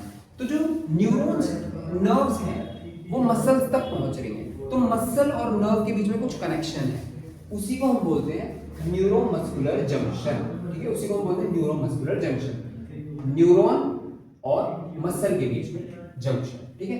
ये मोटर न्यूरॉन है आपका, ठीक है। मोटर न्यूरॉन का ये इतना पार्ट एक्सोन है और ये नर्व एंडिंग्स है। इन नर्व एंडिंग्स यहाँ पे साइनेप्टिक नोड, वहां से मैसेज आपके निकलेंगे न्यूरोट्रांसमीटर्स। वो न्यूरोट्रांसमीटर्स आपके मसल फाइबर तक पहुंचाए जाएंगे और आपके मसल फाइबर से कॉन्ट्रैक्ट होकर हाथ पीछे कर देंगे, ठीक है। So this is the thing, how do muscle move? Muscle cells have specialized protein that change their shape arrangement in the cell in response to the nervous electrical impulse। Muscles कैसे contract हो जाती है? क्योंकि muscle के अंदर ऐसे proteins हैं, ऐसी चीजें हैं जो कि आप 11th में ही पढ़ोगे, ठीक है, ठीक है। मसल्स के अंदर ऐसे प्रोटीन्स हैं जो अपनी शेप चेंज कर लेते हैं, कॉन्ट्रैक्ट हो जाते हैं, वो कॉन्ट्रैक्ट और रिलैक्स होते हैं, ठीक है, ठीक है। तो कॉन्ट्रैक्ट हो जाते हैं और वो हाथ को पीछे करवा लेते हैं, ठीक है। ये muscle cells move by changing their shape that they shorten, खिंच जाते, कॉन्ट्रैक्ट हो जाते हैं।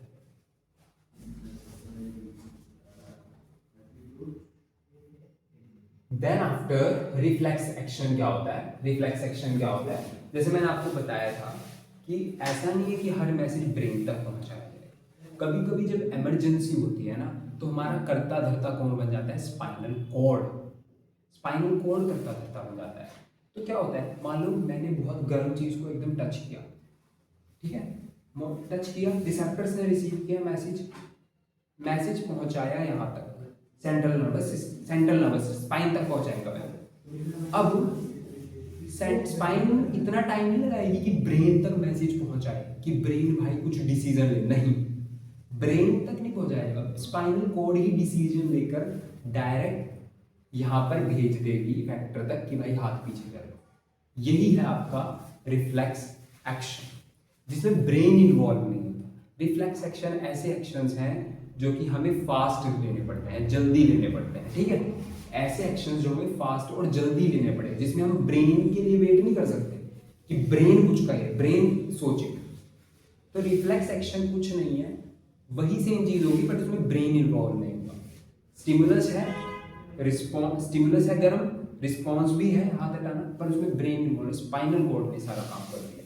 तो वही चीज है, कैसे होगा? हॉट टी, ठीक है, रिसेप्टर ने, उंगलियों के अंदर रिसेप्टर है, उन्होंने रिसीव किया। कौन से रिसेप्टर्स हैं? थर्मो रिसेप्टर, उन्होंने रिसीव किया। सेंसरी न्यूरॉन के थ्रू जाएगा सिग्नल सीएनएस के पास,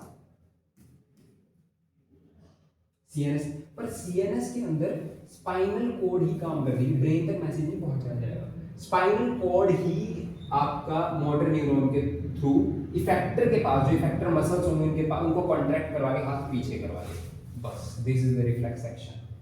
रिफ्लेक्स आर्क आपकी यही है, ठीक है।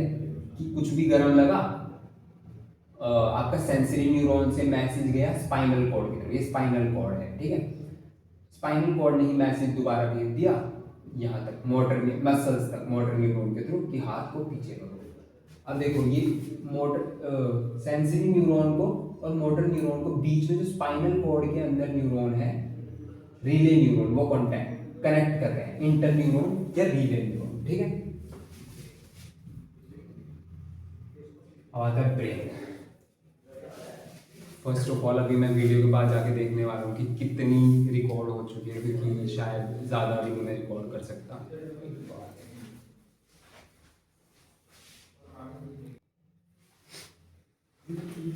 अभी 1.5 घंटे के बाद आई कैन स्टिल रिकॉर्ड।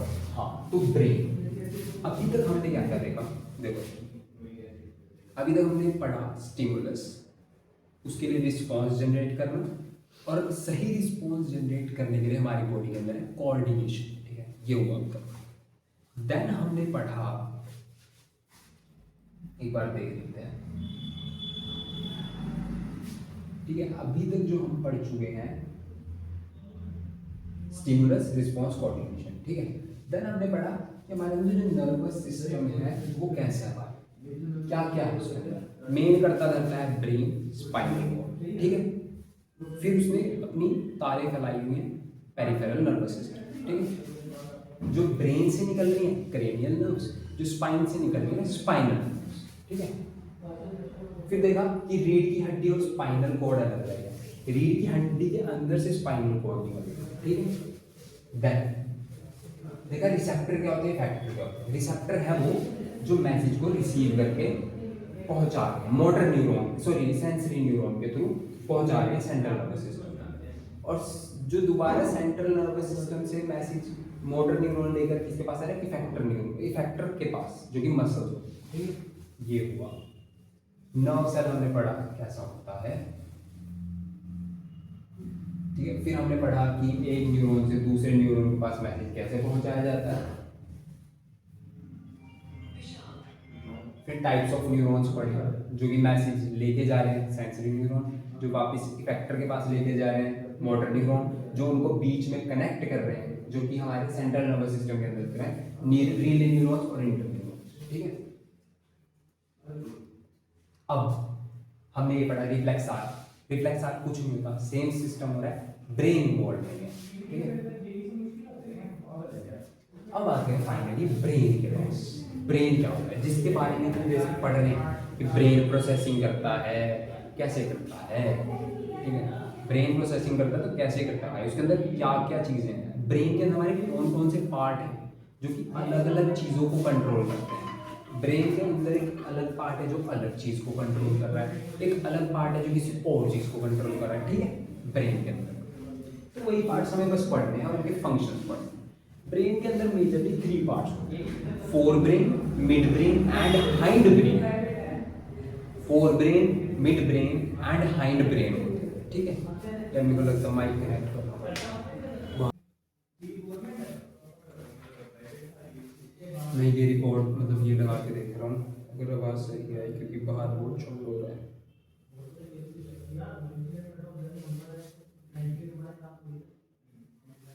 हाँ, सो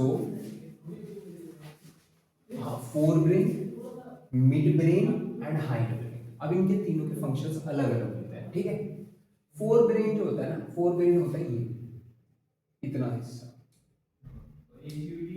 ये सेरिब्रम वाला हिस्सा है, ये फोर ब्रेन का पार्ट है। फोर ब्रेन का हालांकि बहुत सारे पार्ट होते हैं, ऐसा नहीं कि वही एक ही होता है। फोर ब्रेन के अंदर आपके बहुत सारे पार्ट होते हैं। आपका हाइपोथैलेमस भी फोर ब्रेन का पार्ट है, ठीक है। एपिथैलेमस, हाइपोथैलेमस, आपकी पीनियल ग्लैंड, ये सारे आपके फोर ब्रेन के ही पार्ट हैं, ठीक है। और मेन पार्ट होता है सेरिब्रम, सेरिब्रम, ठीक है। तो ये बहुत सारे पार्ट होते हैं, बट वो 11th में डिटेल में आएगा, ठीक है। बट अभी हम ये पढ़ रहे हैं कि फोर ब्रेन जो इतना मान लो जो आपको ऊपर से दिखता है ना, ये जिसके अंदर इतने सारे फोल्ड्स होते हैं, ये आपका फोर ब्रेन होता है, इसको हम बोलते हैं सेरिब्रम, ठीक है। सेरिब्रम लार्जेस्ट पार्ट होता है ब्रेन का। ब्रेन का लार्जेस्ट पार्ट इज आपका फोर ब्रेन, और फोर ब्रेन का भी सबसे बड़ा पार्ट सेरिब्रम। सेरिब्रम भी ब्रेन का सबसे लार्जेस्ट पार्ट है। सेकंड लार्जेस्ट है सेरिबेलम, जो कि हाइंड ब्रेन का पार्ट है। तो फोर ब्रेन इतना होता है भाई आपका, ठीक है। जो फोर ब्रेन होता है, फोर ब्रेन का जो सेरिब्रम है ना, फोर ब्रेन का जो सेरिब्रम है वो ना ऐसे दो हिस्से होते हैं उसमें, ऐसे होता है। मतलब ऊपर से अगर आप देखोगे ना, मेरा सर अगर मैं अपना स्कल आप मेरा फाड़ के देखो, ऊपर से जब आप मेरा सेरिब्रम देखोगे ना, तो उसमें बीच में आपको वो मिलेगा डीप, मतलब ऐसे ऐसा मिलेगा आपको बीच में उसके ऐसे, ठीक है। तो ये दो अलग अलग हेमिस्फीयर होते हैं, लेफ्ट और राइट, पर ये दोनों अलग तो होते हैं बट एक जगह जुड़े होते हैं। अंदर अगर आप इनको बीच में से काट के देखोगे ना, तो बीच में से एक जगह जुड़े होते हैं, और जहां से जुड़े होते हैं दो सेरिब्रम, उनको हम बोलते हैं कॉर्पस कैलोसम। उस जगह को, उस पार्ट को हम बोलते हैं कॉर्पस कैलोसम, जहां से ये दो हेमिस्फीयर जुड़े हैं। ऊपर से देखोगे, ऐसे ऊपर से ऐसे करके देखोगे तो छेद मिलेगा, बट अंदर से उसको काट के देखोगे ना, एक जगह से जुड़े हुए थे, वो था कॉर्पस कैलोसम। क्योंकि दोनों हेमिस्फीयर को कनेक्ट भी रखना है, दोनों के बीच में कनेक्शन भी होना चाहिए, तो कॉर्पस कैलोसम जोड़ के रखता है, ठीक है। तो हाँ, ये होता है कॉर्पस कैलोसम, इतना हिस्सा। Only this part is called as corpus callosum. यहाँ से आपका ये बीच में से काटा हुआ है, मतलब ब्रेन आपका देखो पूरा का पूरा ब्रेन ऐसे रखा हुआ है, ठीक है। दो हेमिस्फीयर है, मान लो ये राइट वाला है, ये लेफ्ट वाला है, ऐसे बीच में से काट हुआ है, ये दिख रहा है केवल आपको, ऐसे वाली इमेज है। एक और इधर ऐसे ही इधर वाला लेफ्ट भी था, उसको बीच में से काट दिया, अब आपको ये दिख रहा है, ये उधर उधर वाला सेरिब्रम का हिस्सा दिख रहा है, बस एक पार्ट। और ये जो बीच में जो अंदर ये जोड़ के रखा हुआ है इनको, कॉर्पस कैलोसम, ये पार्ट इसने जोड़ा था दो हेमिस्फीयर, ठीक है। तो ये बीच में से काटा हुआ है, एक लेफ्ट साइड को काट के रख दिया है, इधर रखा है मेरे पास में, ठीक है। तो ये है। तो फोर ब्रेन का मेन काम क्या होता है भाई, इसका काम क्या होता है, जितना भी थिंकिंग वाला काम है, जिसमें भी दिमाग लगाना पड़े, thinking part of the brain, जितना भी सोचने वाला पार्ट है वो फोर ब्रेन है। Consist mainly of cerebrum and hypothalamus. होते तो और भी बहुत सारे पार्ट हैं फोर ब्रेन के अंदर, ठीक है। सेरिब्रम है आपका, एपिथैलेमस, हाइपोथैलेमस, ठीक है, पीनियल ग्लैंड है, पिट्यूटरी ग्लैंड भी, ठीक है, ये सारे होते हैं, ठीक है। तो बट मेन पार्ट आपका सेरिब्रम एंड हाइपोथैलेमस होता है। हाइपोथैलेमस फॉर द डायेंसेफलोन का पार्ट होता है, बट इतने डिटेल में नहीं जाना। सेरिब्रम एंड हाइपोथैलेमस होता है, ठीक है। काम क्या होता है, हियरिंग, सुनना, सुनना, मेमोरी, रीजनिंग, स्पीच, ये सभी यही से होता है, ठीक है। इमोशंस, इंटरप्रिटेशन, ये भी। ऑल वॉलेंट्री एक्शन, जितना भी सोच समझ के करने वाला काम होता है, जितना भी सोच समझ के करने वाला, वॉलेंट्री मतलब जिसमें आप सोच समझ के करते हो, सोच इन्वॉल्व होती है, वो सोच समझ के करने वाले सारे काम आपका फोर ब्रेन करता है, ठीक है। फिर आता है मिड ब्रेन पे। मिड ब्रेन का क्या काम है, जो आपका हाइट ब्रेन है और आपका फोर ब्रेन को जोड़ते हैं, connects fore brain and height brain, controls and involuntary actions. जो इनवॉलेंट्री, जो हमारे कंट्रोल में नहीं होते कुछ एक्शन, जो इंटरनल है, उनको आपका ये कंट्रोल करता है मिड ब्रेन, ठीक है। फिर आता है हाइंड ब्रेन। हाइंड ब्रेन के तीन पार्ट्स होते हैं, यहाँ से हाइंड ब्रेन शुरू हो जाएगा, यहाँ से यह इतना हाइंड ब्रेन है। हाइंड ब्रेन के अंदर क्या क्या होता है, एक मिनट,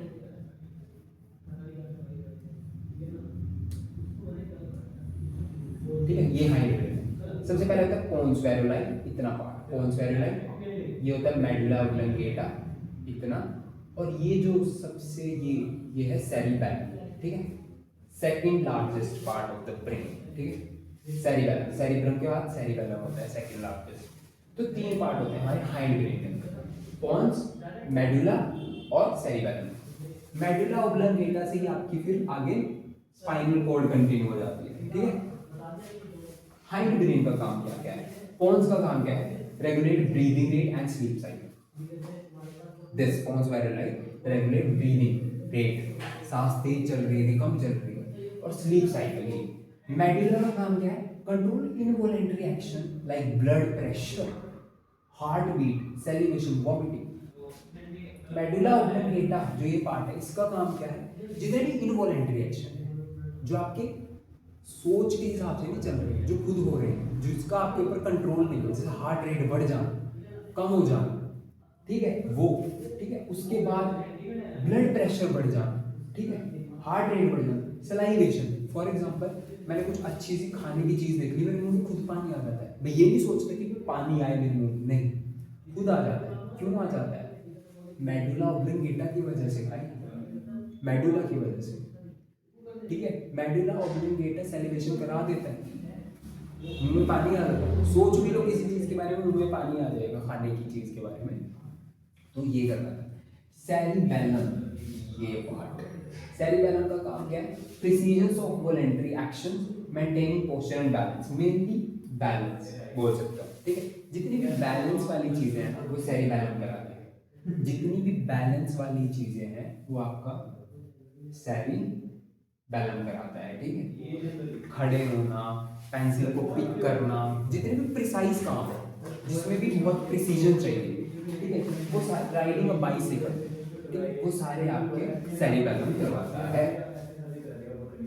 हाइपोथैलेमस जो फोर ब्रेन का पार्ट है, ठीक है, इसका काम क्या है? हंगर, भूख लगवाना, थर्स्ट कंट्रोल करना, प्यास, control secretion of hormone from endocrine system. देखो जो आपका थैलेमस है ना, ये एक ऐसा पार्ट है जो नर्वस सिस्टम का भी पार्ट है, एंडोक्राइन सिस्टम का भी पार्ट है। ये आपकी कुछ फंक्शनिंग भी कंट्रोल करता है, हंगर थर्स्ट को, और हार्मोन्स भी रिलीज करता है, तो वो एंडोक्राइन पार्ट है, ठीक है।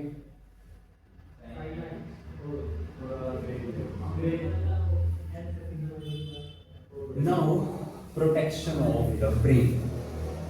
प्रोटेक्शन ऑफ द ब्रेन क्या होता है भाई? ब्रेन को प्रोटेक्ट करना है। क्यों जरूरत है ब्रेन को प्रोटेक्ट करने की? ब्रेन को, ये स्पाइनल कॉर्ड को प्रोटेक्ट करने की ज़रूरत क्या है भाई? ज़रूरत है क्योंकि ब्रेन के सेल्स ऐसे सेल्स हैं जो कि रीजनरेट नहीं होते, ठीक है। हमारे लीवर के सेल्स हैं वो रीजनरेट हो सकते हैं, अगर लीवर खराब हो जाए तो वो रीजनरेट हो सकता है, दोबारा उसके सेल्स जो हैं वो बन सकते हैं। पर जो आपका नर्वस सिस्टम है, जो आपका ब्रेन है, अगर उसके सेल्स डैमेज हो गए वो दोबारा नहीं बन सकता है। तो इतनी सेंसिटिव चीज़ को बचाना ज़रूरी है कि नहीं है भाई?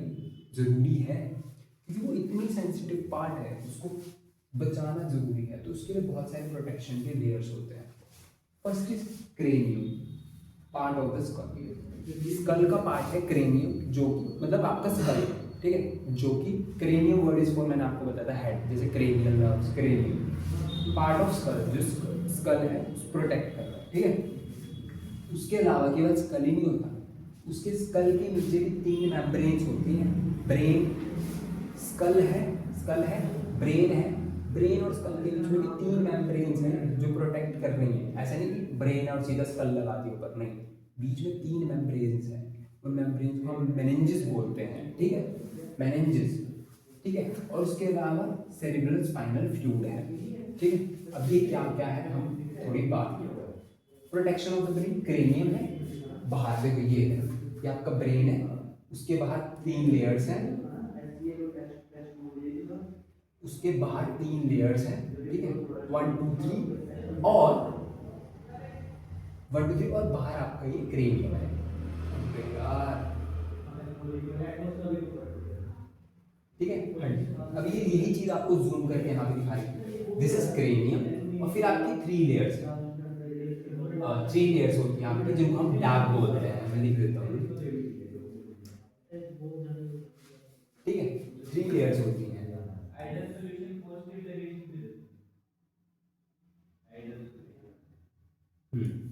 ठीक है, 3 लेयर्स होती हैं डैग।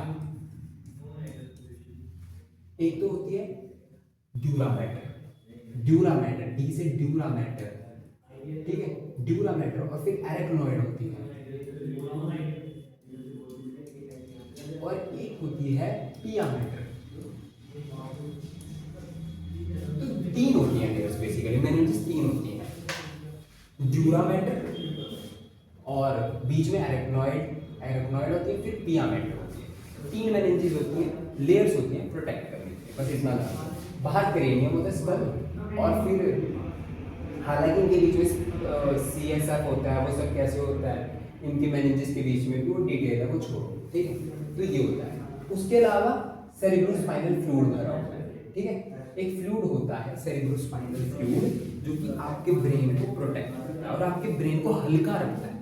अब हमारे सर में 1.5 किलो का ब्रेन है, बट कभी लगता है ऐसे भारी कि भाई मेरे सर तो बहुत भारी नहीं लगता ना, क्योंकि ये सेरेब्रोस्पाइनल फ्लूइड भरा हुआ है, ये उसको कुशन लाइक फॉर्म देता है, मतलब उसको ज़्यादा भारी नहीं लगने देता। दूसरी बात, शॉक से प्रोटेक्ट करता है। अगर कुछ धक्का लगे सर में तो शॉक एब्जॉर्ब कर लेता है। अगर यहाँ पे कोई मारे तो सारा शॉक यही एब्जॉर्ब करके ब्रेन तक पहुँचने नहीं देता। ऐसे ही हमारी स्पाइनल कॉर्ड की भी प्रोटेक्शंस हैं। वर्टिब्रल कॉलम वही मैं बता रहा था, ब्रेन को और स्पाइनल कॉर्ड को दोनों प्रोटेक्ट कर रहा है। ब्रेन का भी क्या है, स्कल है और अंदर मेनिंजेस है, लेयर्स हैं। ऐसे ही same to same spinal cord के साथ है। स्पाइनल कॉर्ड के साथ भी बाहर वर्टिब्रल कॉलम है और फिर अंदर उसके भी मेनिंजेस हैं, ठीक है।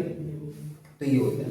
एक बात ध्यान रख सकते हो, जो ध्यान रखने की है कि हेड ब्रेन के अंदर जो क्रेनियम होता है और जो ड्यूरा मैटर होते हैं वो एक दूसरे से चिपके होते हैं, एक साथ होते हैं।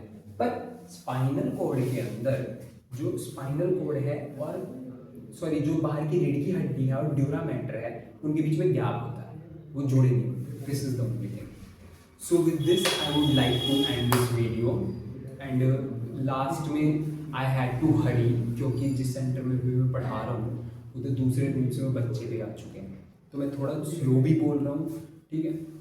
तो ये I guess it's enough to tell कि अबाउट माई टीचिंग स्किल्स, अगर अच्छे लगेंगे आप सबको।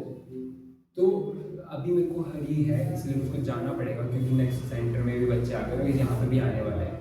तो आई जस्ट आस्क यू कि मुझे एक चांस दो, मुझे एक चांस चाहिए क्योंकि teaching is my only passion and I really want to do that. और अभी मैं इम्प्रूव भी करूँगा बहुत ज़्यादा। अभी मेरे को एक्सपीरियंस उतना नहीं है, मैंने हालांकि 12th को पढ़ाया है, बट एक्सपीरियंस मुझे धीरे धीरे गेन होगा and I would really like कि आप मुझे चांस दें, आप मुझे बुला लें।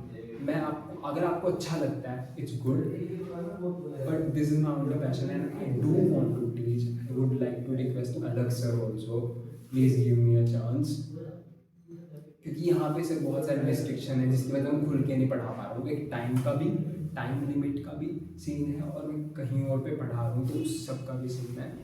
सो with this I would like to end this lecture. Otherwise मेरे को आगे भी पढ़ाना था, बट आगे भी मेरे को सारा पढ़ाना था।